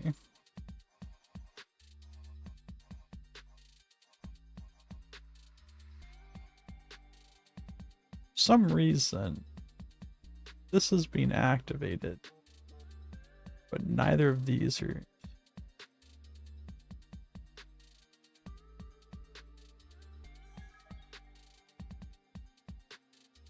They're off the devil's lettuce again.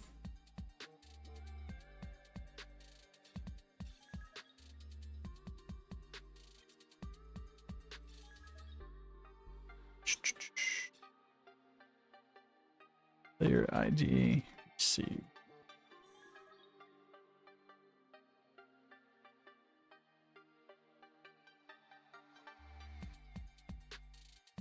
I just want to see that this player ID is coming through.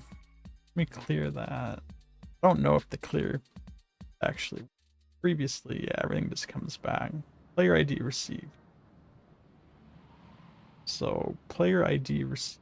Actually got it twice. So I'm not sure why it's got it twice. Fortunately, we can't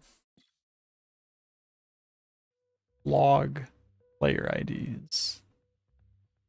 Whether that's like a security thing or whatever, I don't know. I can't see if it's getting a value or not. But this is being triggered twice. What we will try to do here instead is, instead of triggering this here, let's trigger the get, and then on get, we'll activate that.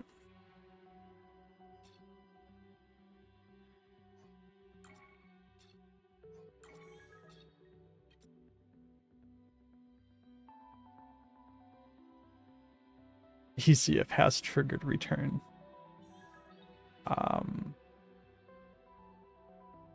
Then we'll just turn receive notification on update off there. So we'll just fetch the value, pass it in, and trigger that. Which is, I mean, not ideal, but we'll guarantee that we actually have the value at the time that we're trying to use it.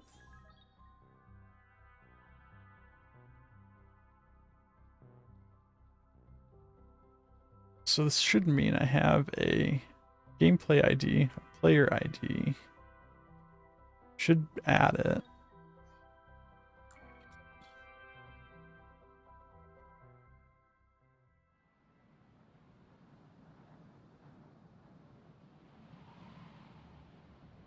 You guys are all going to be sick and tired of seeing this intro here pretty soon.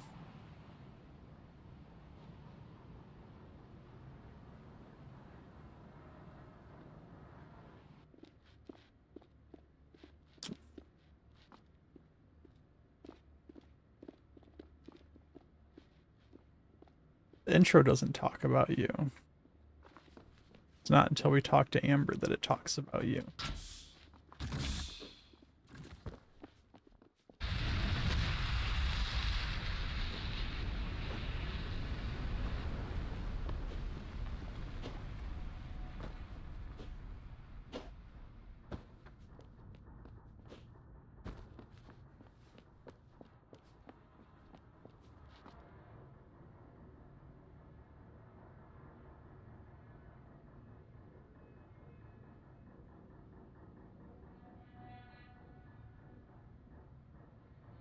So we're going to hope that this works.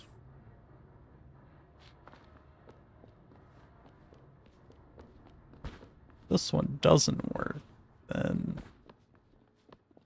we might have to do some testing with gameplay items in general. That maybe they're broken somehow.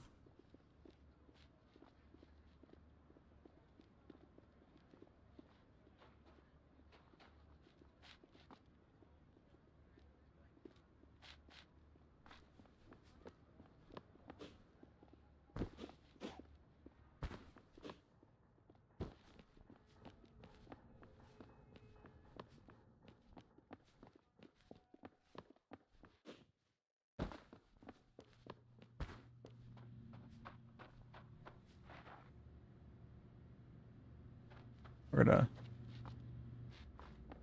gonna build up the suspense here because it's plain ads. So if anyone's out there stuck watching ads, how to make sure they can see whether this works or not.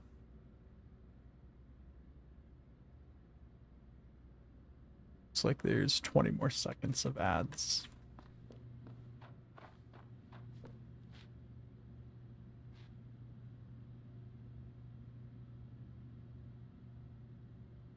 Do a little dance here.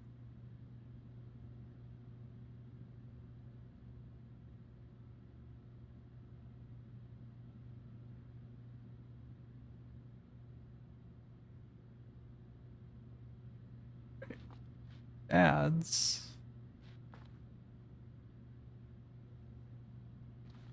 Are maybe done? Yeah, I think the ads are done now. So we'll head back down here.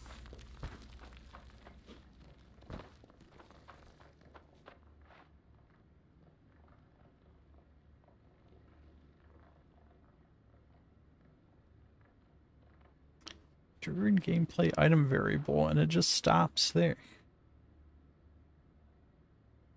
Hmm.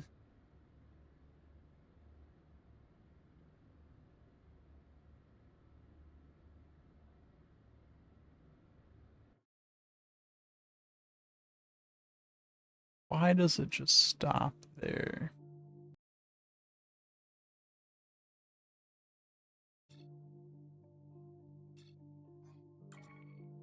No errors or anything.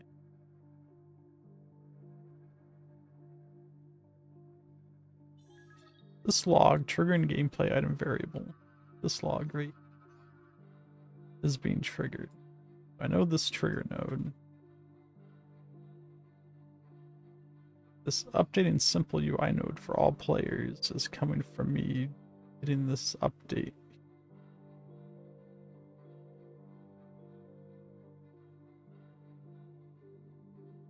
Here, should be getting this value. Is a per arc offline value.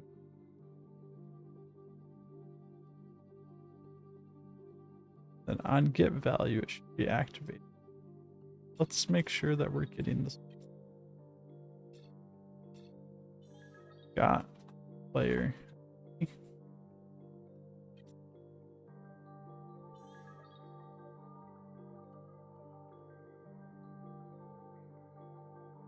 wish they would have used a different color for the gameplay item blocks.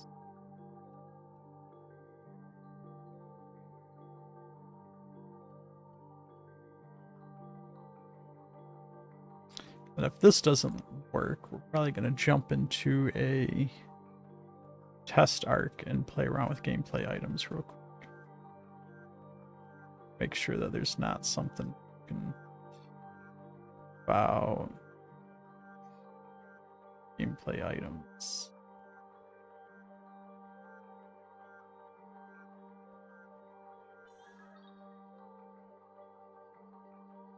Getting act. Shouldn't have to worry about it. Yeah, I'm quite confused why it's not giving me either or. It failed or that it succeeded. It's just not doing anything.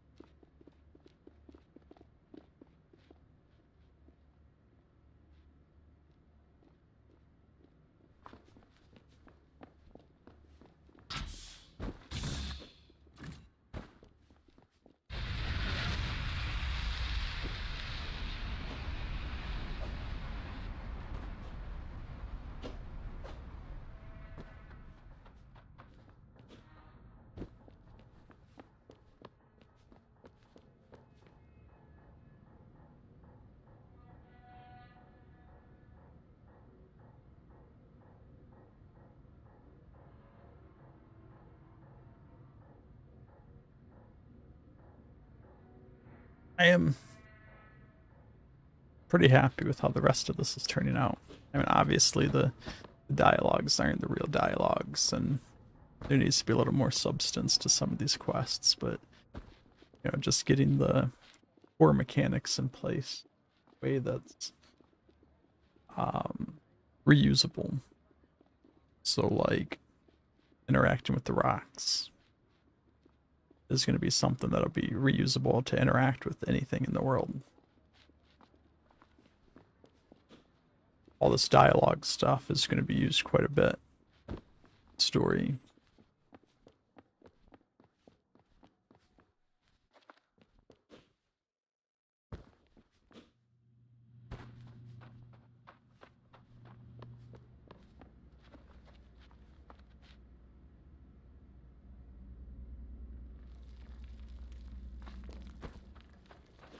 Hopefully, I didn't change anything with logic here. So let's see.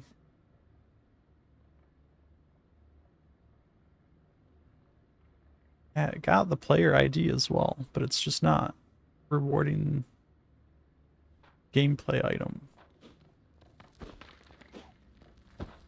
All right.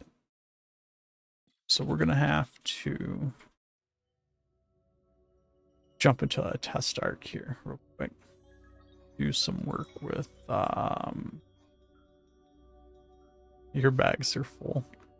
If only that was the case, but it should still, even if that was the case, this on award gameplay item failed. That should be triggering. It's not.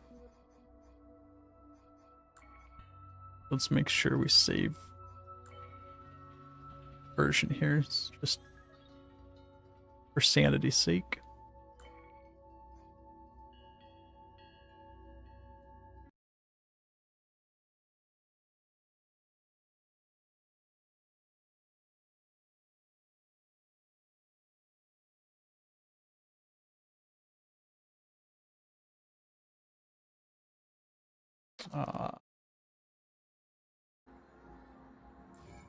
Let's see what we got. Probably test.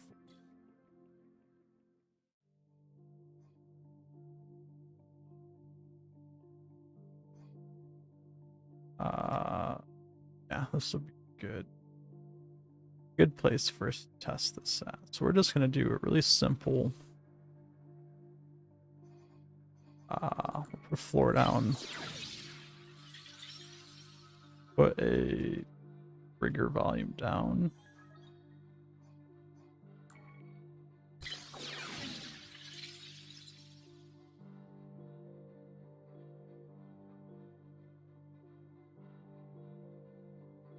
Size the floor. And we're just gonna do gameplay, board gameplay item. I'm gonna set this to rocks, and we're literally just gonna do on enter. Oh, can't do an actor with player ID. We'll do get player ID.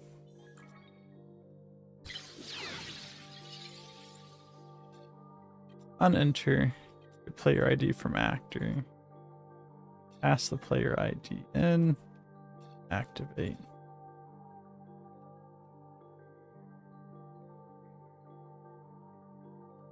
Just gonna have super simple.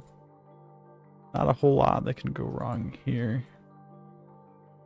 Put a couple logs in here for on success, on fail. Gameplay item aborted. Gameplay item failed.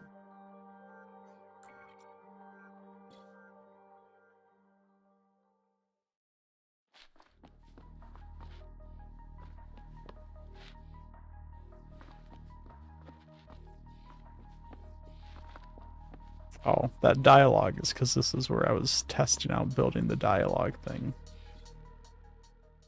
Let's make that not show up.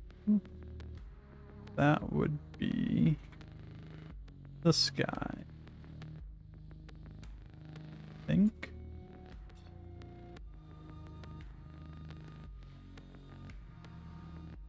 This guy. Need to disconnect that. So neither one of those logs were going off.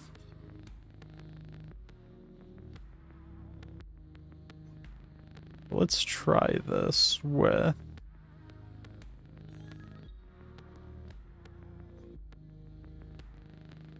the spool. Just want to see if it's the gameplay item itself that's the issue.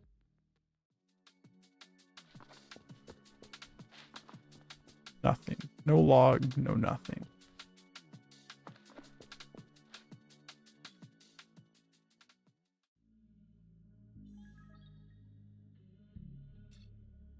So, I think that set amount, player ID, set gameplay item ID. I feel like before I do anything else, let's just do a multiplayer test and see if this is a single player issue.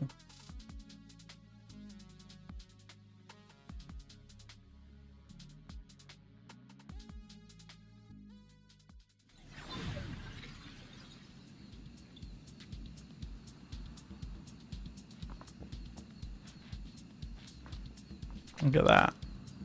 It worked in the multiplayer test.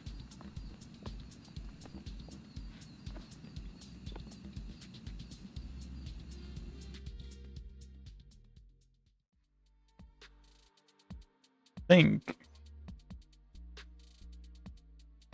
Go back to single player test and just make sure.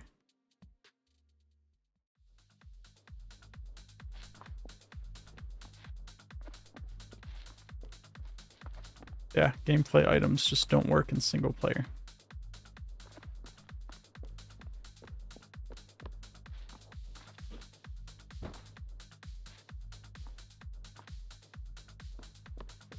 I feel like this was possibly mentioned at some point before.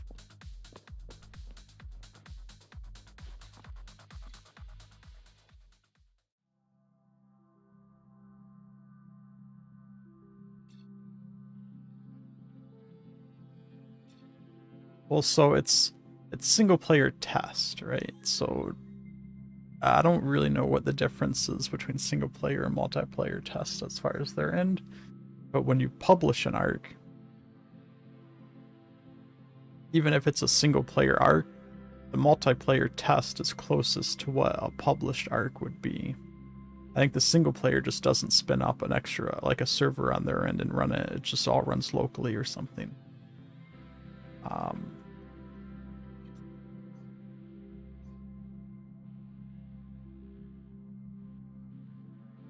Interesting, and I'm actually going to do it.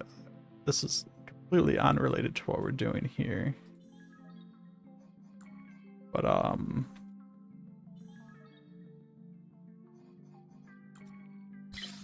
in Hideout Holdout, I've noticed that per player online advanced variables work the reverse, where they work in single player but don't work in multiplayer. And I'm going to actually test that right here since I have this set up quickly to do it. Test online variable.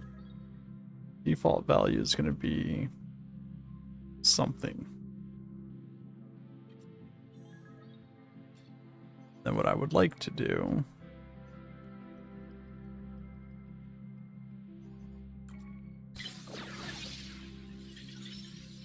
anytime this value is updated, output that value.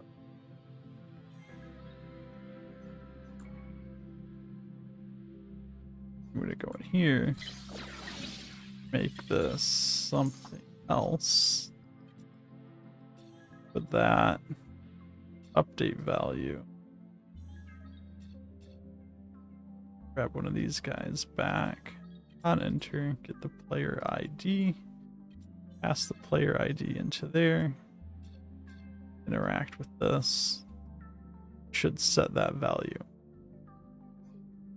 If I go into single player,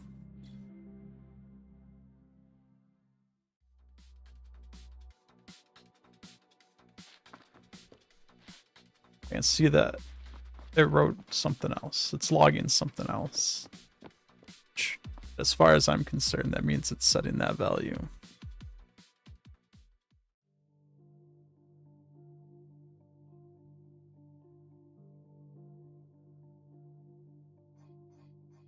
If I go to a multiplayer test,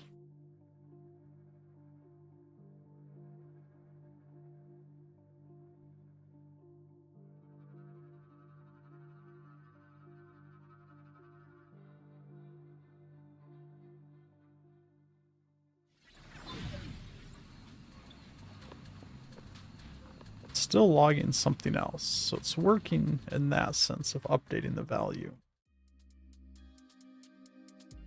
My issue before was not so much updating the value, it's reading the value. If I do something like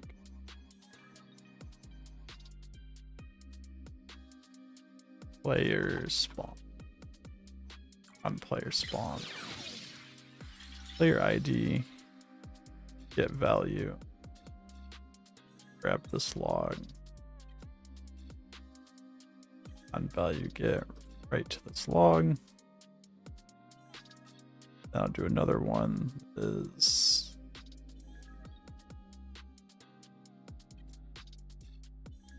here. We'll do fail to get.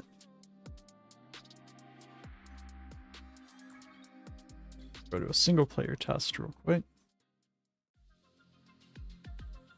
I wrote something else right in the log there.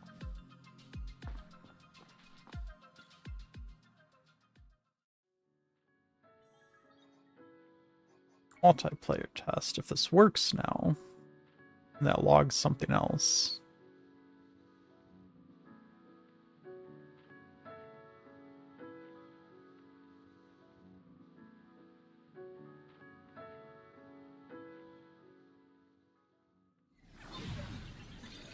It did. It logged something else. Oh, it's interesting because that doesn't work on Hideout Holdout. I don't know why. It's working here. So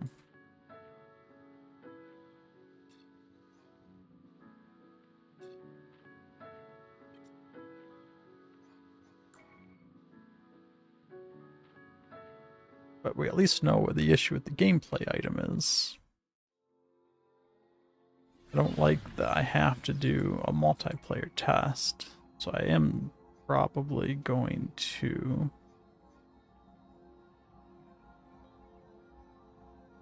does it share, so you name the variable and then you just use that variable name in all the instances that you're trying to reference the same variable.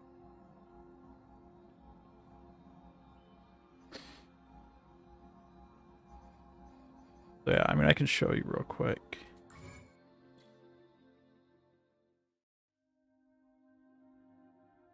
Specifically with the leaderboard logic. Hopefully I didn't just move something.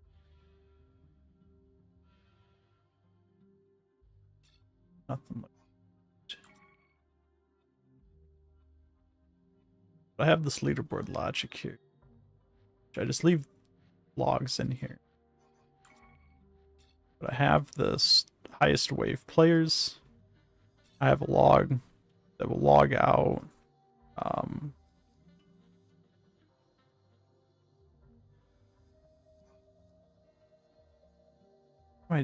oh yeah, it'll log out what the value is in this one with just Eutropians before it. And this one will log error fetching online value if it's not ready. And this all goes into displaying a leaderboard. So if I go into a single player test here,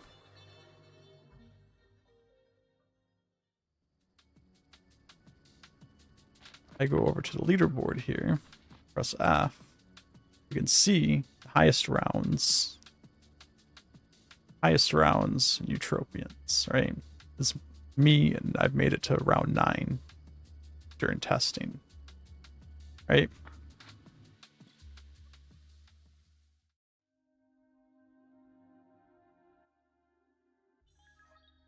Now if I go to a multiplayer test, do the exact same thing.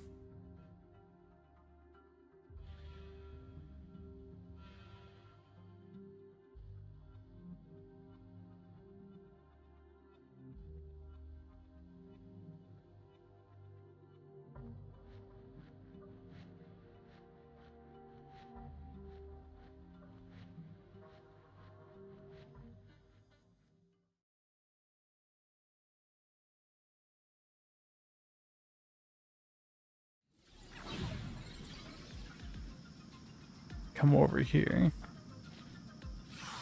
You get that log, error fetching online value, and it doesn't show the list. It's got the log here, error fetching online value.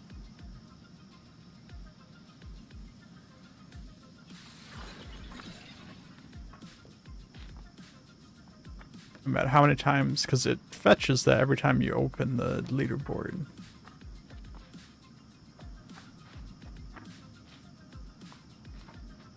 Actually, that's not even a per player online variable. That's a per arc online variable. So I didn't actually test that correctly, I don't think.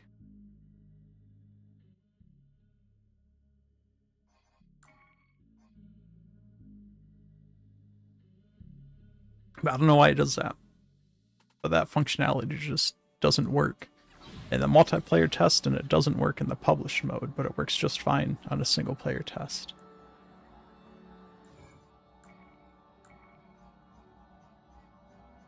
Let's go back. Let's change that value to a online per arc instead of per player. This was already per arc. Did it change when I...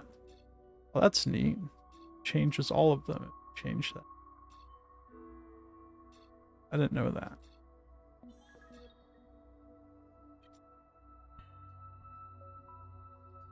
Single player test. Logged something. I updated it to something else. Then just to make sure that that value persisted, I'll go back into another single player test and it should log something else this time, which it did.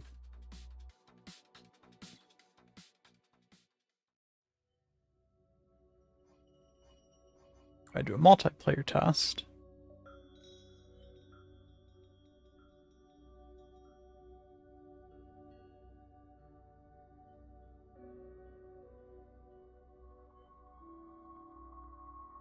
Which clearly takes a lot longer to start. So I don't like doing it, but it failed to get value again. I updated it to something else. At least it says I updated it to something else. If I go back in here and play again,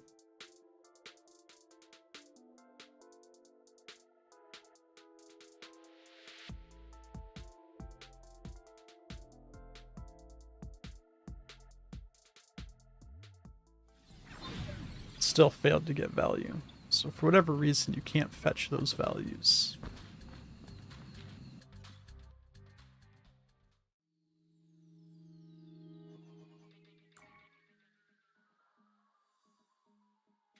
It's kind of annoying. But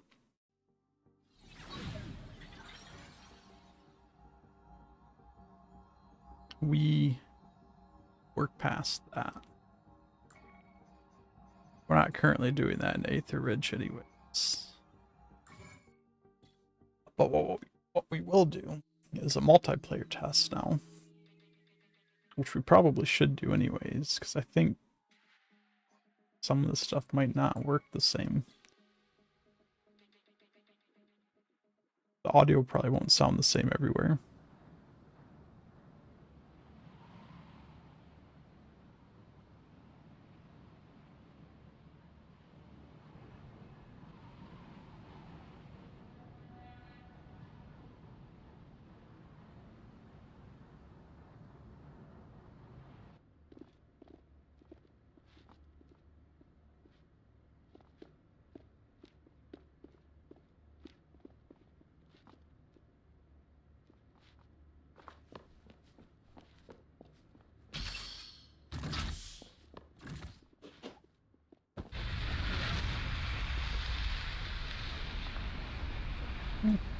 It all sounds pretty good still. Sounds pretty much the same.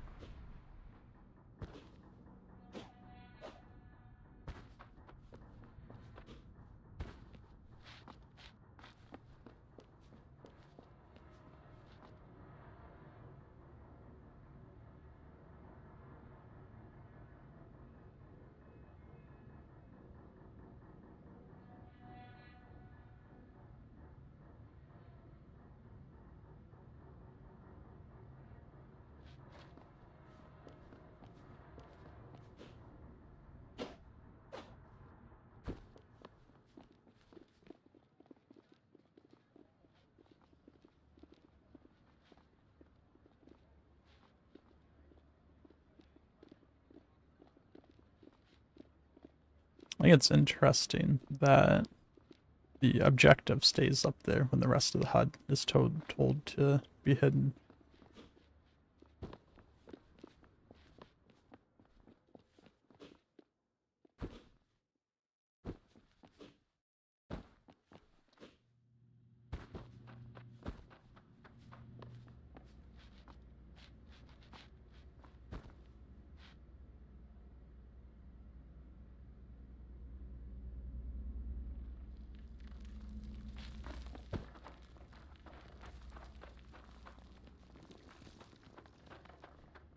So now,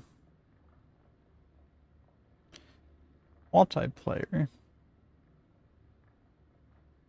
still didn't work. Got the player ID, didn't go beyond that.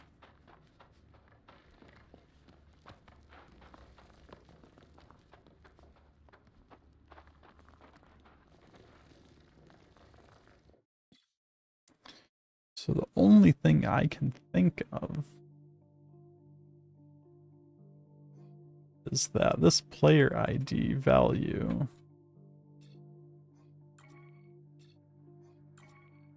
isn't being set correctly. Or isn't being retrieved correctly. I mean, I would like to have thought that the on award gameplay item failed event would be triggered if player ID wasn't passed to it.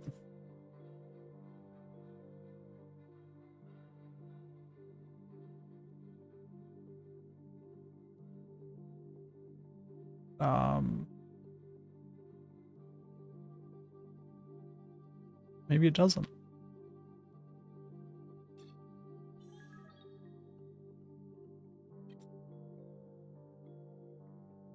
What can we do instead here? I can make this a per player. It's offline.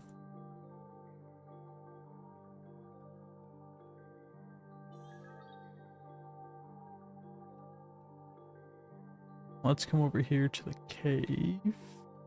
Should be.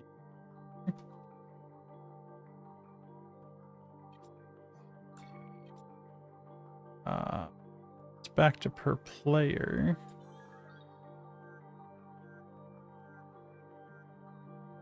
And what I can do, pass this player ID that's interacting into that.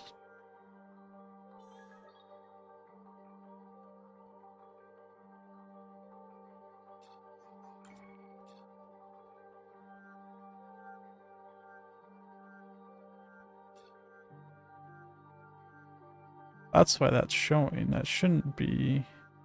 Oh, that's not. Okay, yeah, so I need this to. Which one of these is off? That guy. That's why the health bar is showing.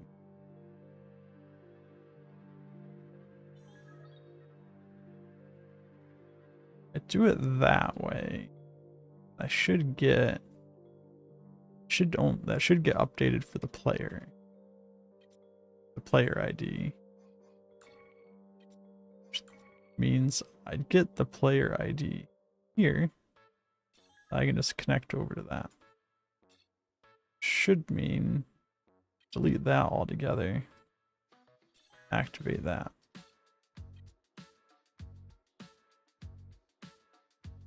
You want to make some logic stuff for spending energy or whatever you collect on things like opening doors or activating machines, then I'm going to be able to set up a logic system that's attached to things I make that then make it so that logic activates when I spend energy. At the same time, deactivate it by spending energy. Everything going to have to be custom.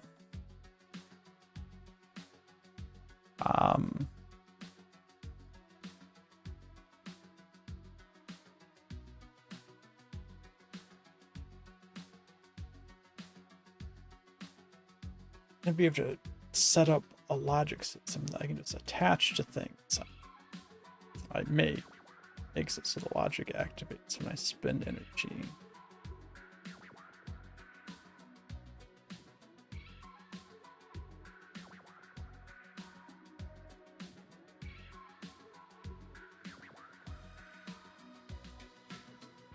Can you give me...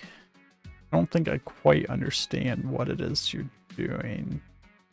But can you give me like an example of what you mean?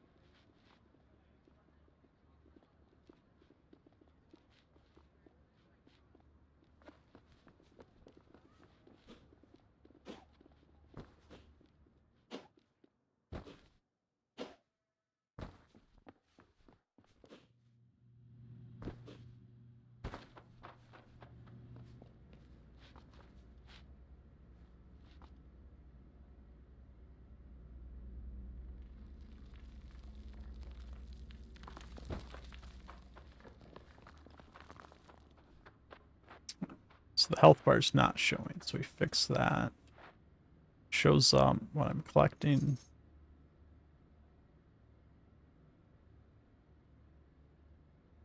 Still not getting ordered gameplay items. So something strange is going on with the gameplay items here.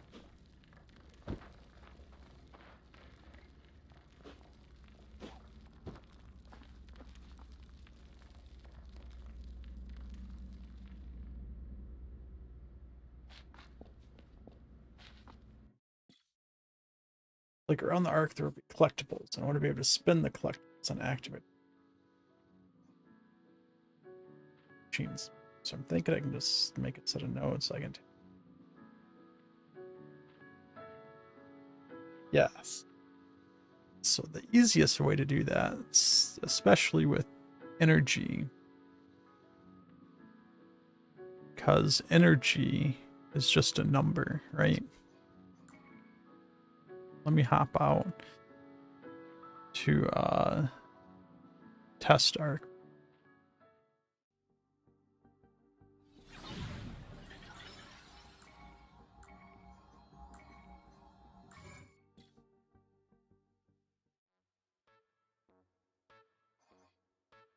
So energy, actually, better yet,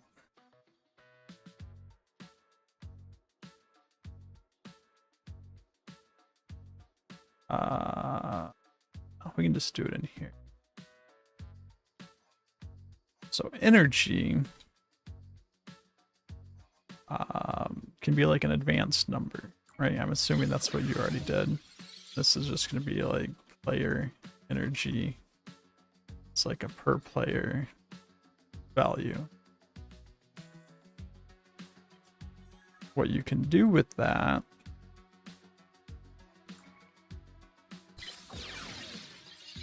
you can create an event called add energy, right? Then we can do add node.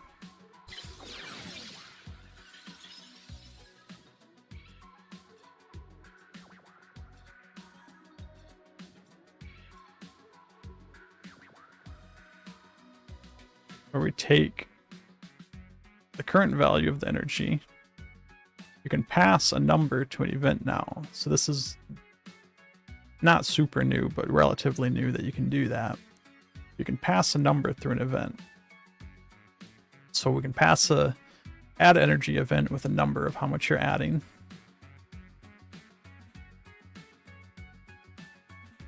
And then add that number, whatever the amount of energy the player currently has is. Right?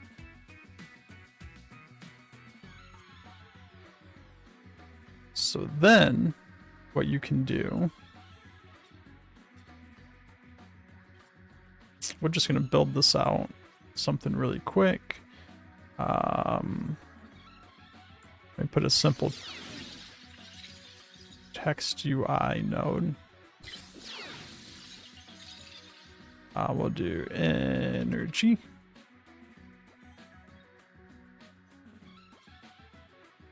Then we're just going to take this value,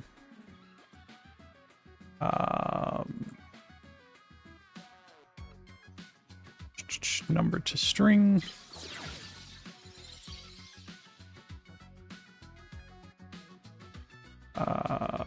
update that with this value.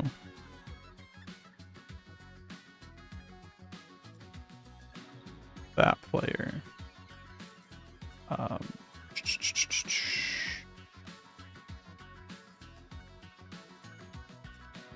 Default values to 0. We'll just make sure that defaults to 0. Not the best setup for the UI, but it'll work for our purposes. None. We'll do center top. We'll just do a top padding of like 50. And then we'll do a top padding of like 75 here.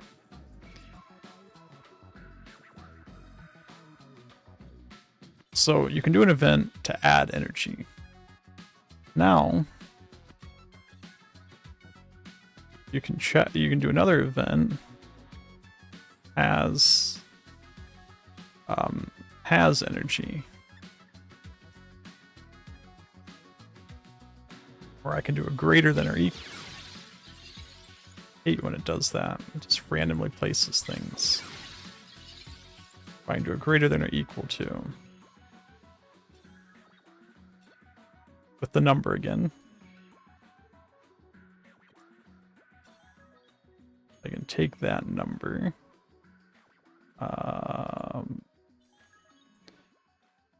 I think I'm going to set this to receive notifications because I think that will push this value out every time it's updated, but we'll test. We'll do a branch.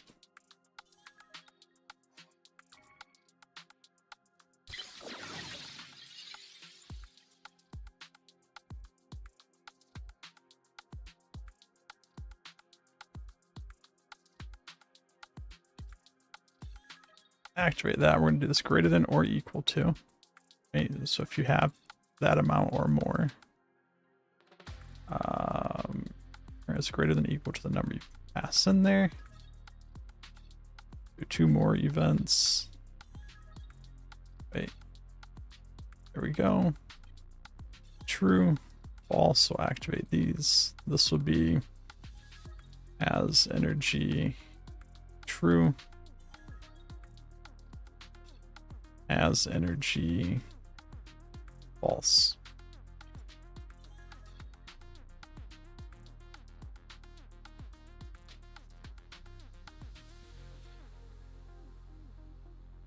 And then we'll do one more event here for use energy, which will do subtract node.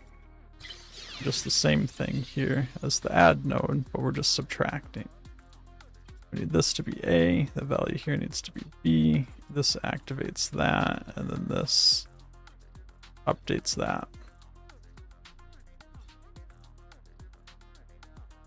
If use energy, has energy, and add energy. If I come back over here, let's just delete some of this stuff out of here. Delete this stuff out of here too. I'm just going to make this super simple. Put a floor here.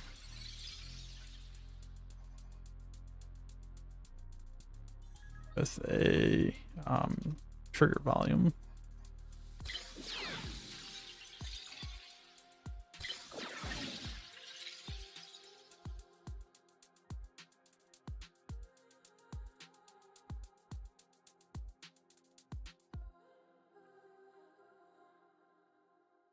What we will do here is on enter, we need a get player ID.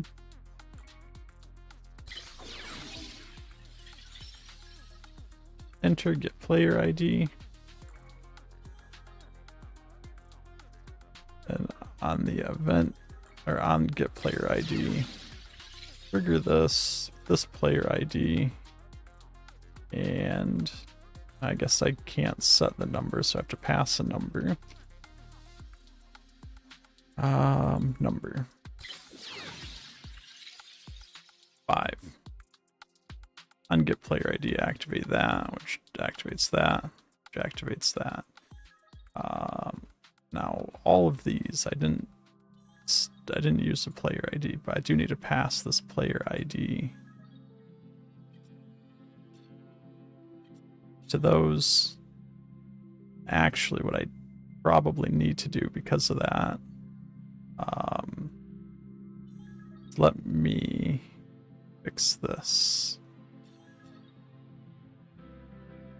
Player ID here, get the value, pass that in there. On value get, activate that.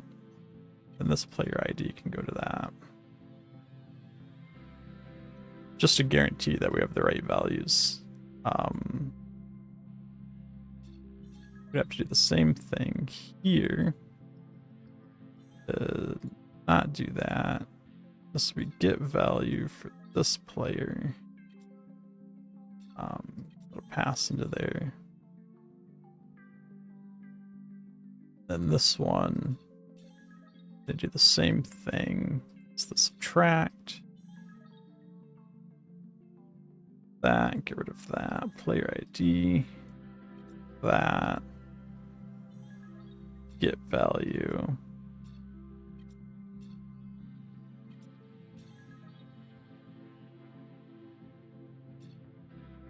Alright, so that way I'm using the player ID for all of those.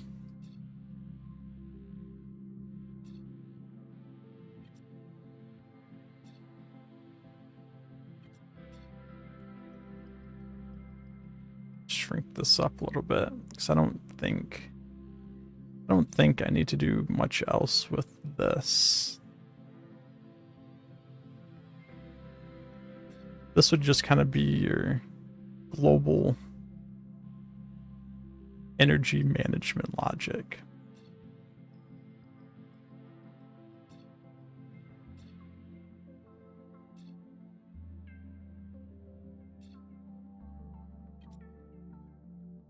So let's just test real quick that awarding the energy works.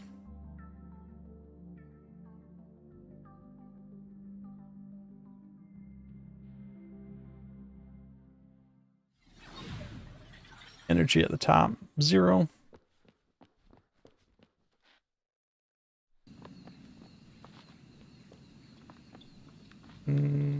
Not working.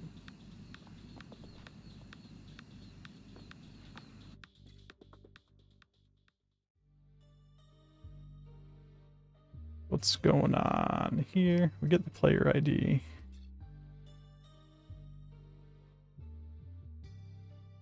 Player ID number 5. Activate.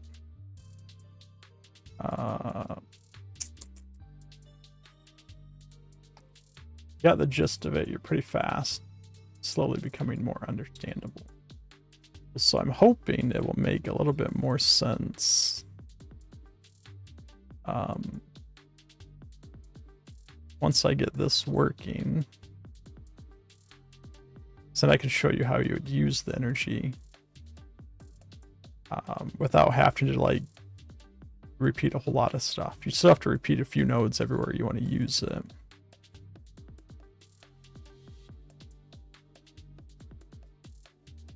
I'm very intrigued as to why this.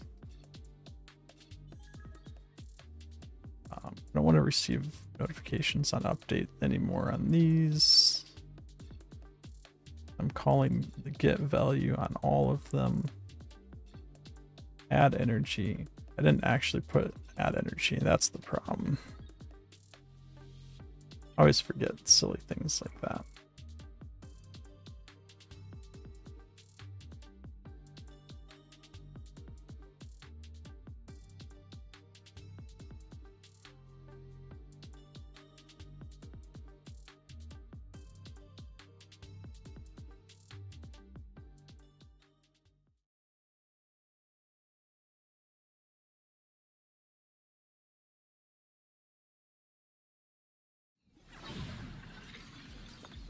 Come over here, I go in, I got my 5 energy. Alright, so I can just keep getting energy going in there. So now, that part works. I can just get energy through events. You said you already got that part figured out. Now if I have... I'm just going to grab that door that I made a stamp for in the last stream.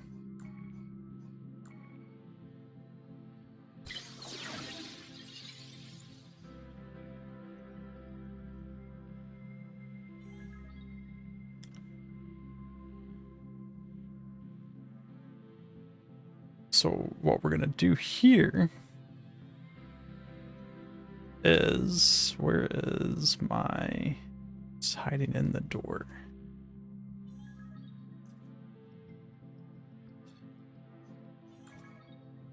We just pull this out of the door. I can actually see this thing.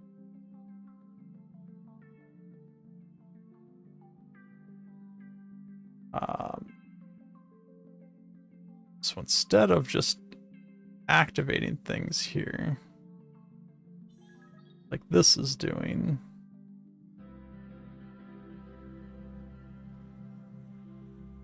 which is triggering this gate, right? That's the on enter one. It's only triggering that gate. Let me just disconnect that.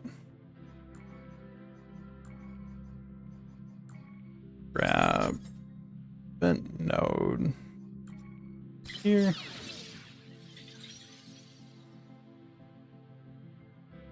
Which I will have to get the player ID again.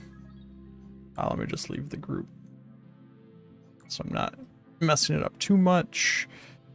Get player ID.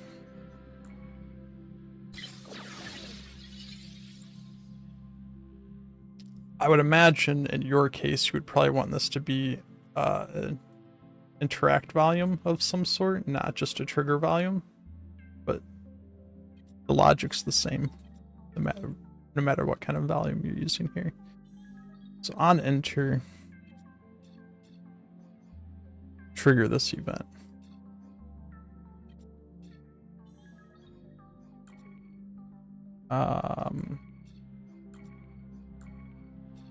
This event is going to be as energy.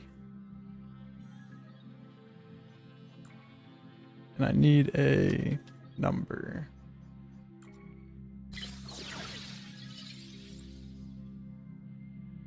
We're going to say that this door costs 20 energy to open.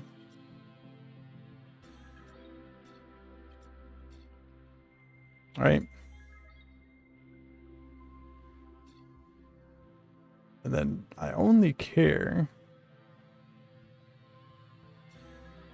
about the has energy true event.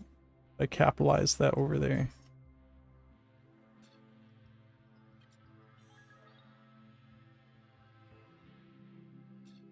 No, okay.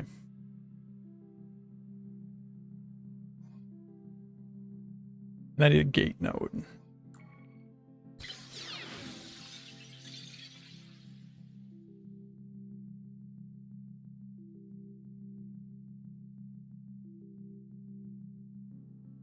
So when I trigger this, I also want to open this gate. This gate should be closed by default.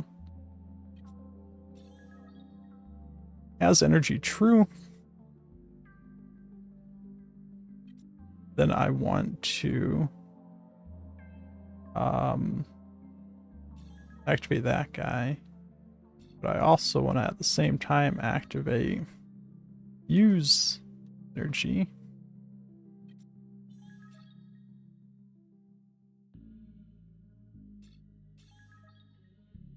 With a number value. You could probably just use the same number and have it send on game start instead of triggering it every time. But I'll leave that up to you to decide.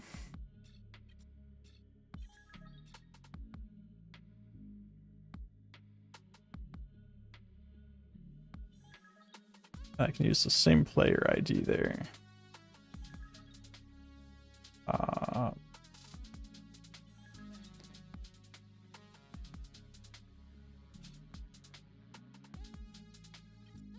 Then this should reclose that.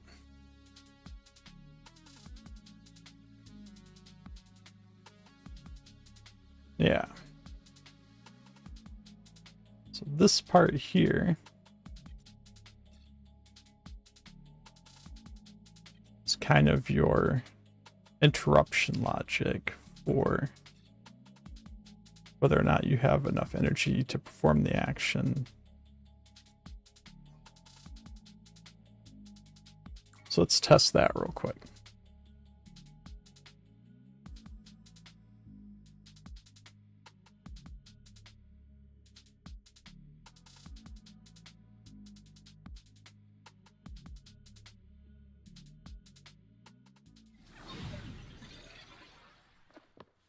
I didn't realize the door was off the ground. If I come over here and I go in the thing. Ooh.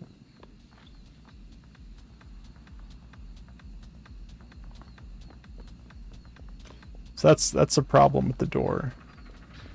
That's a problem with the door. It's not a problem specifically with this, but it's still trying to do the close logic if the door hasn't been opened. Which means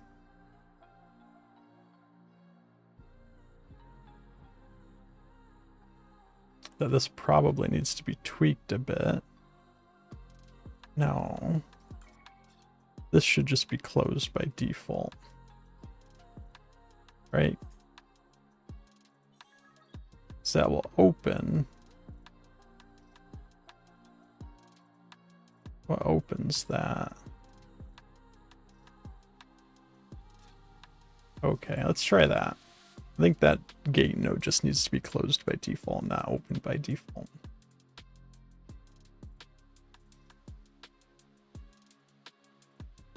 I think when I made that door, gate nodes didn't have that checkbox on them.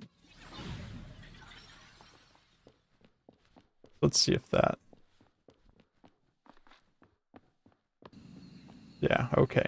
So I go up to the door. Door doesn't do anything.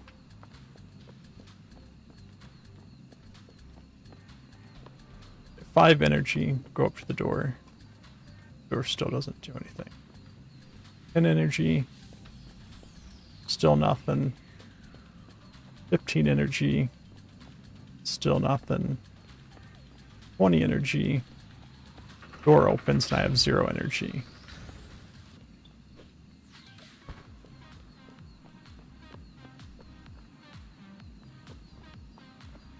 If I try again, something's not closing that gate correctly now.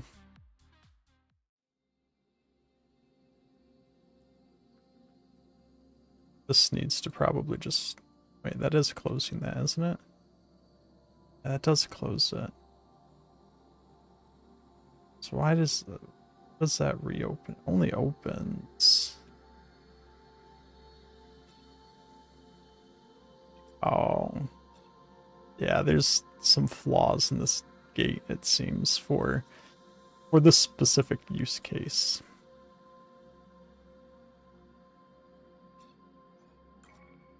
So the door might need to be tweaked to handle the closing a little bit better.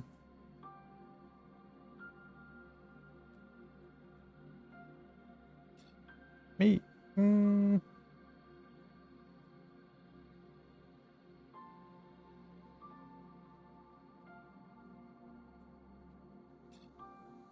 Opening that closes this gate. Why does it close this gate?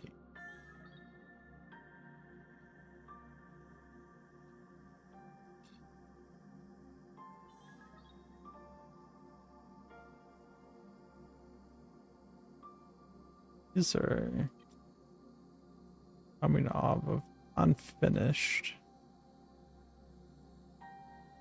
Opens this gate. This is opening, the gate's closed.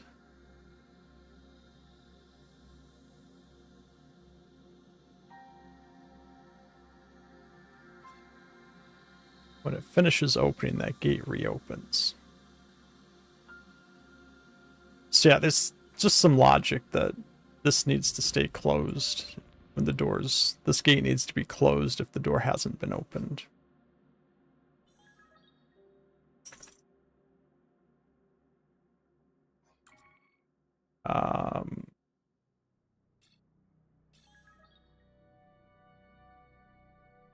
If you could stamp the logic you made.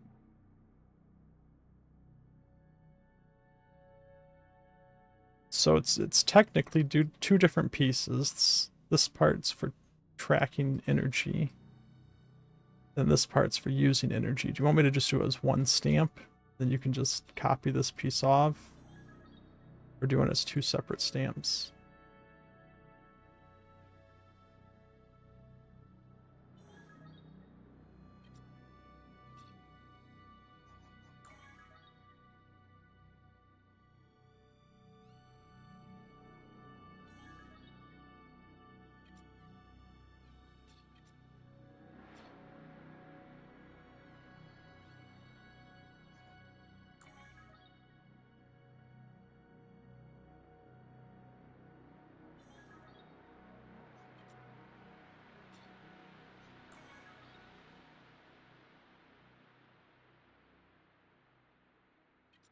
All right, so I grouped the logic up in between. Create the stamp here. And just called Simple Energy. It should be published.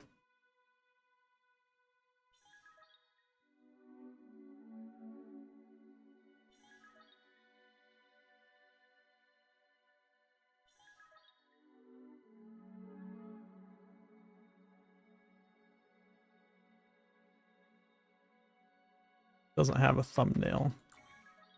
Thumbnails of stamps. The logic. Oh, looks like it's not. I need a thumbnail, so well.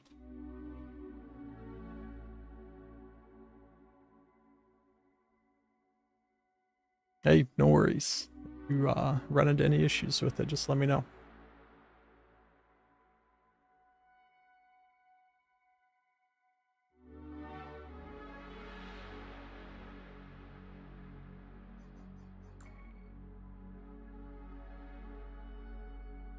And back. Welcome back.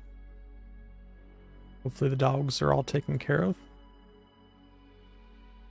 Probably. So I'm trying to figure out, at some point, I'm probably gonna have to take a break to go take care of my dogs. Definitely before midnight, 'cause I feel like people are probably gonna set off fireworks at midnight around here. And Archie will not be happy if he's outside when that's happening. So probably here shortly I have to do that. And then I guess I just got to decide if I want to keep streaming until midnight or if I just want to head off when I take the dogs out.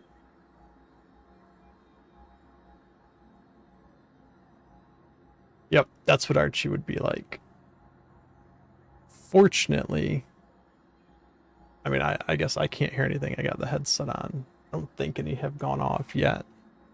Most people around here are not going to set them off until midnight.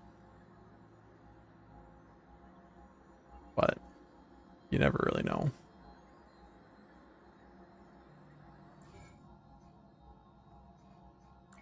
Um,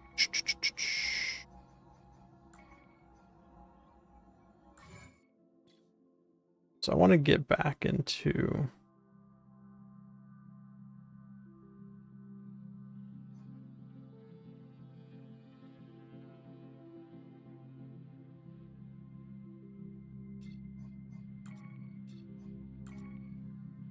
you're staying up.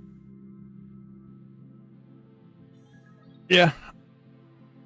We'll see when I go take care of the dogs. I'll see what Maya wants to do. If we want to watch the ball drop together, I might just do a BRB screen on the stream here while the ball drops. Come back after.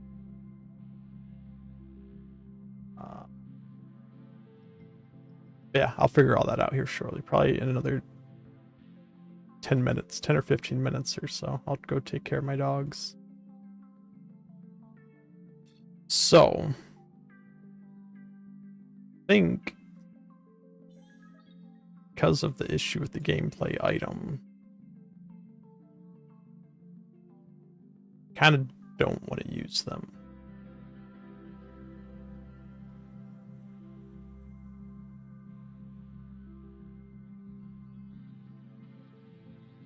It's because it's being too much hassle right now.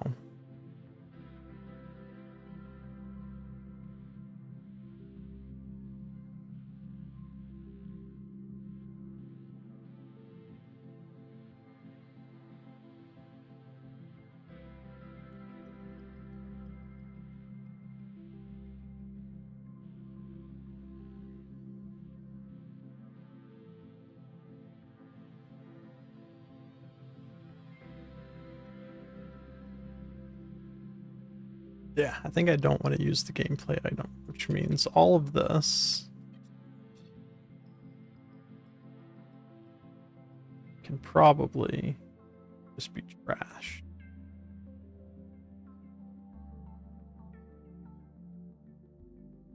Maybe not all of it. We're going to do something a little bit different.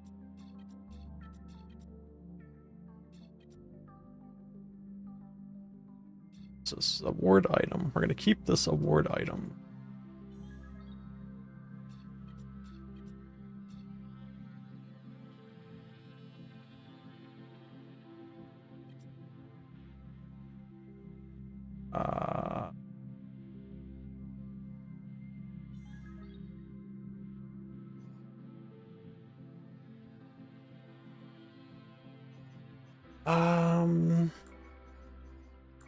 Yeah, so we're going to keep this award item. I would like a...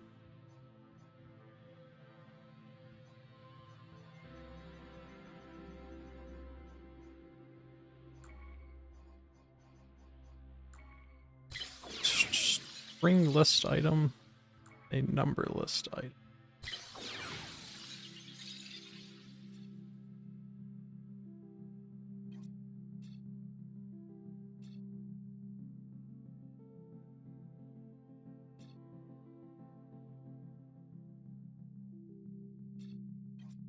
I don't think I need that.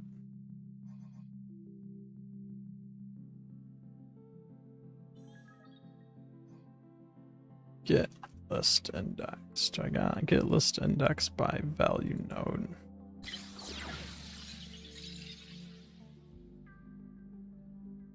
So what I want like to do when this happens,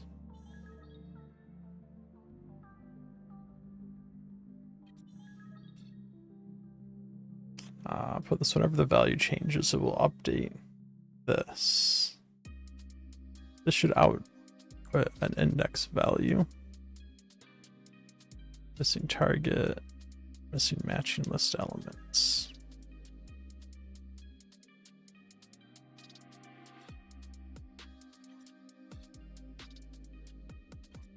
So basically what I'm going to do is I'm just going to keep a list of items that the player collects in a list of string, and keep a separate list, a list of numbers for the quantity, and I'll keep the indexes the same in the list.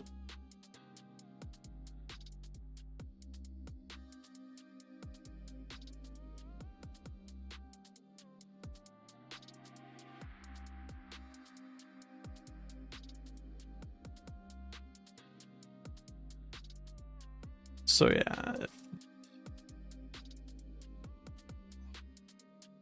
I get an award item with a string, I can look up the index in the string array. If the matching list elements, missing target reference value, missing matching list elements, I'm not sure.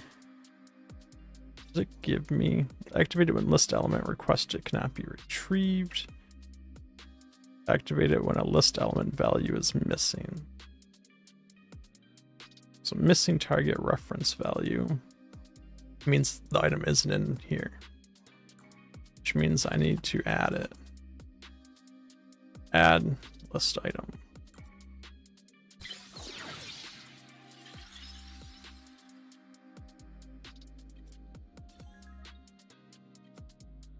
I can put that there. I can add that list to there.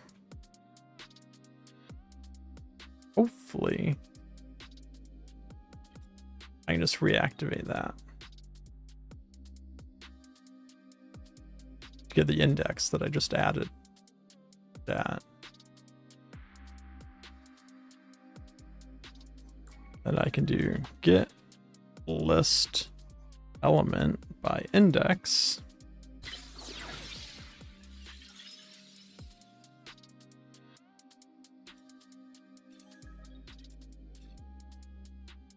Which this one.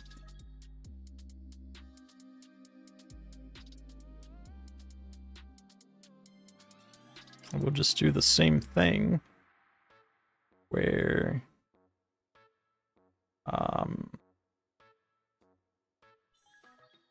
We don't actually have index out of list bounds. It's outside of the list size, but that, so I guess that would probably be the case no matter what. We're going to do another add to here.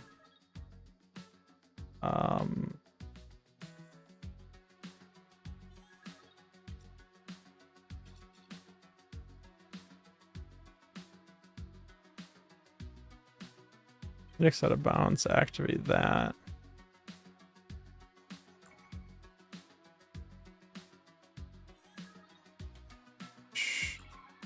Number 0. This will just on game start. Anytime we activate that, it's just going to add 0. Which then hopefully we can do the same thing on the element added, just re-add that. That index should exist now.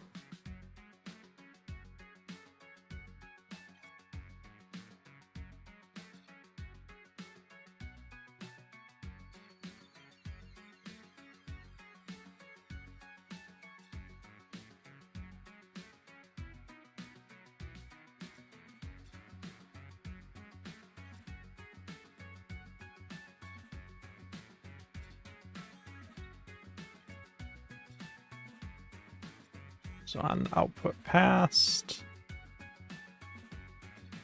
and this here should have the quantity of whatever I have.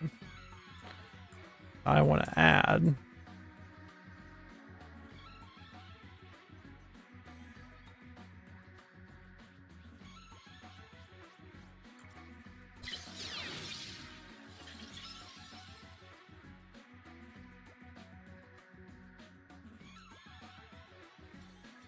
it's just going to be 1. Output here.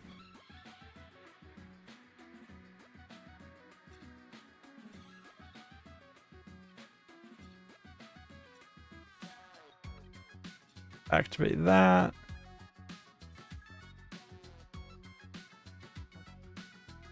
This index should be. Now add list element. I don't want to add a list element. I would like to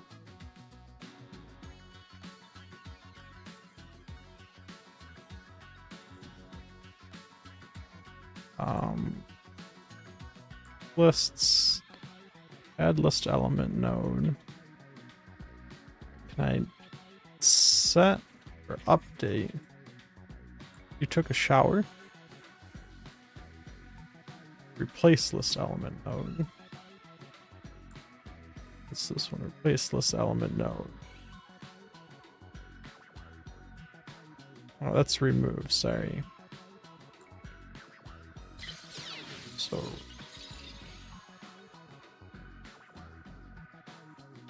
place list element.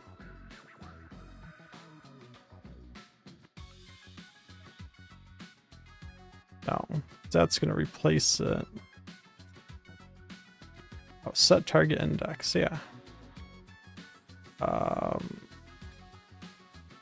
Which is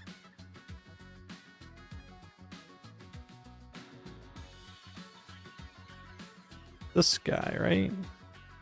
So I need to store this value while I'm in here. Is that not list of index output? No. Get list index.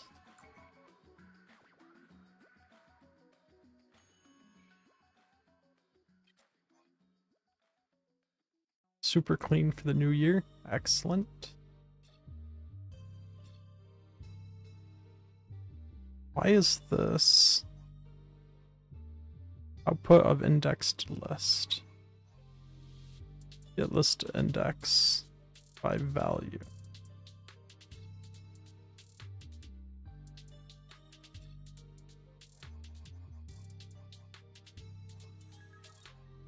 Set number list.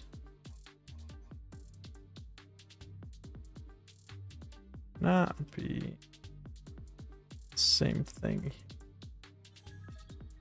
Kind of remember run into this issue before. This actually returns a list of indexes, not a single index.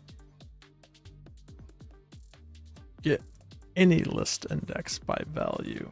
That's what I want.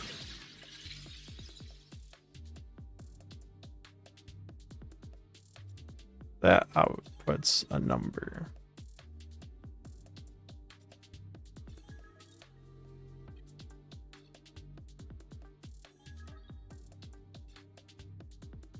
An output past.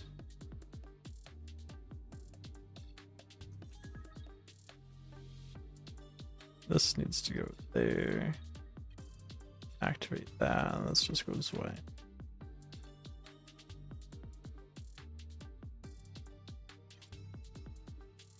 Then I don't probably need this number, right? Because I can just set that. Output here. It's overwrite number. And activate. So I know that's a little bit sloppy. But that should do.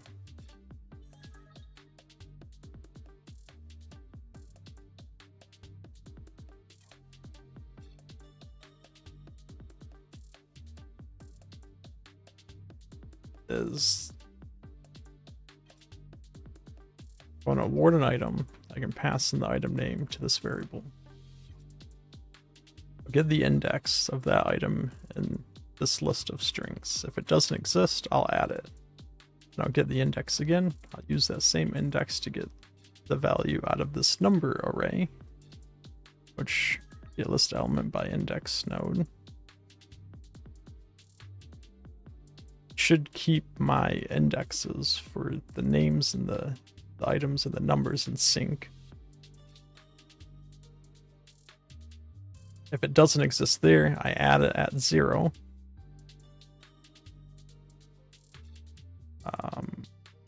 If it does exist, I get the value, I add 1 to it, I update it into here.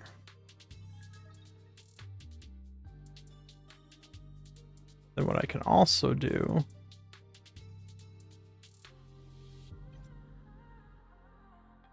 is go to that thumbnail.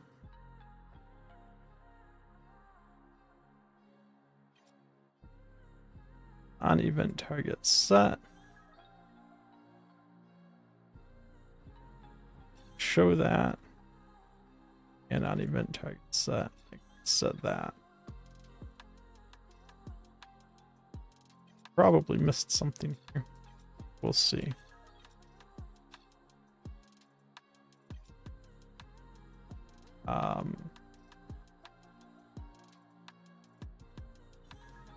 First, I just want to see if that logic goes through, but then we'll add the ability to check how many you have and remove them as well.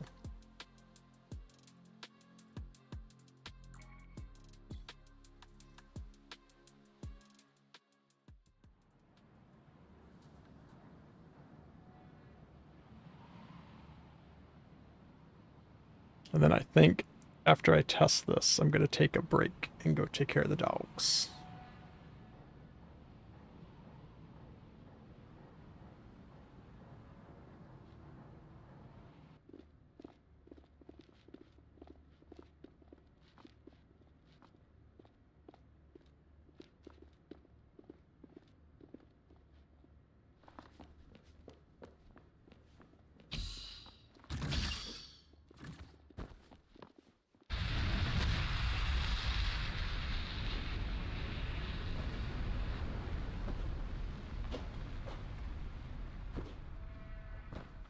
Gotta fly through this real quick.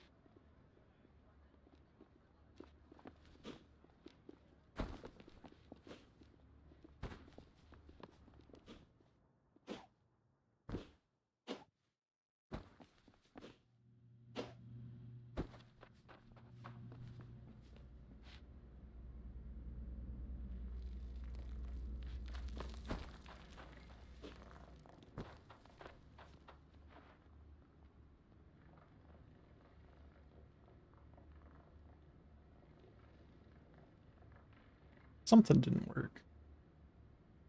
UI stuff didn't show up.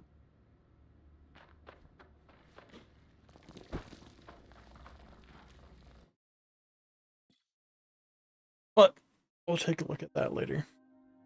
I am going to take a break. I got to take care of the dogs. So what I will do is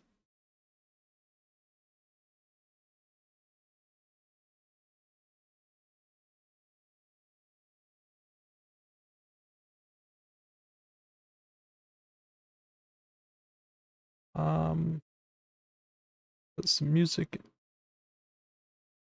here.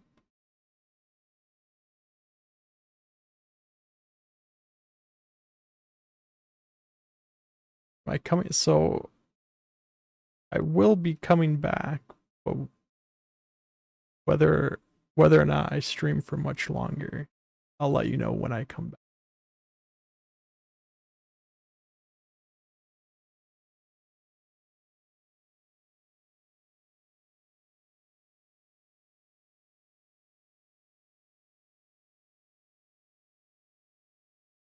No worries, Maggie. Welcome back. Just trying to think.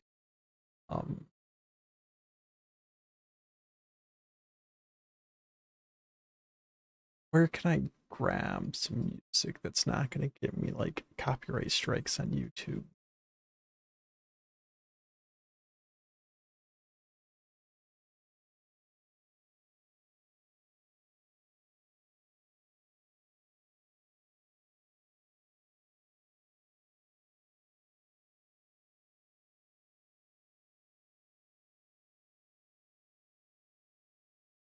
Uh,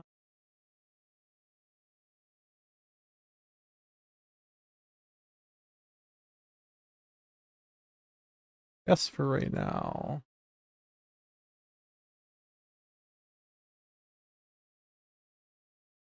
Just play these over again.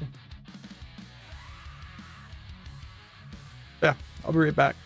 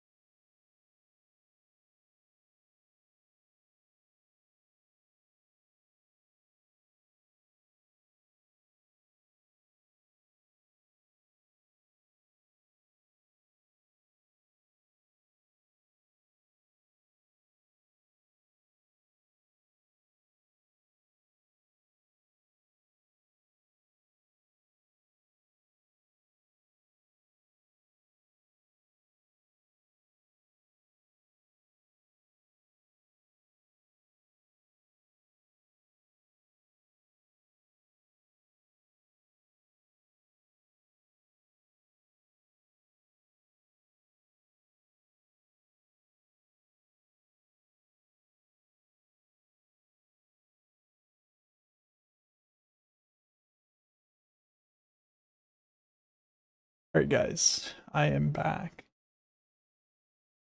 However, I'm probably going to end the stream here so we can watch the ball drop and then probably head to bed shortly after that. So, I don't know how long you guys have been sitting here in silence because I don't know how long ago the music ended. But everyone that's still here, thanks for hanging out. Thanks for watching. We will be back on Thursday night. And we'll keep going with figuring out more of this quest stuff. So yeah, Happy New Year's in 8 minutes now. I hope everyone has a good new year, a good rest of your night. I will see you all on Thursday. Bye.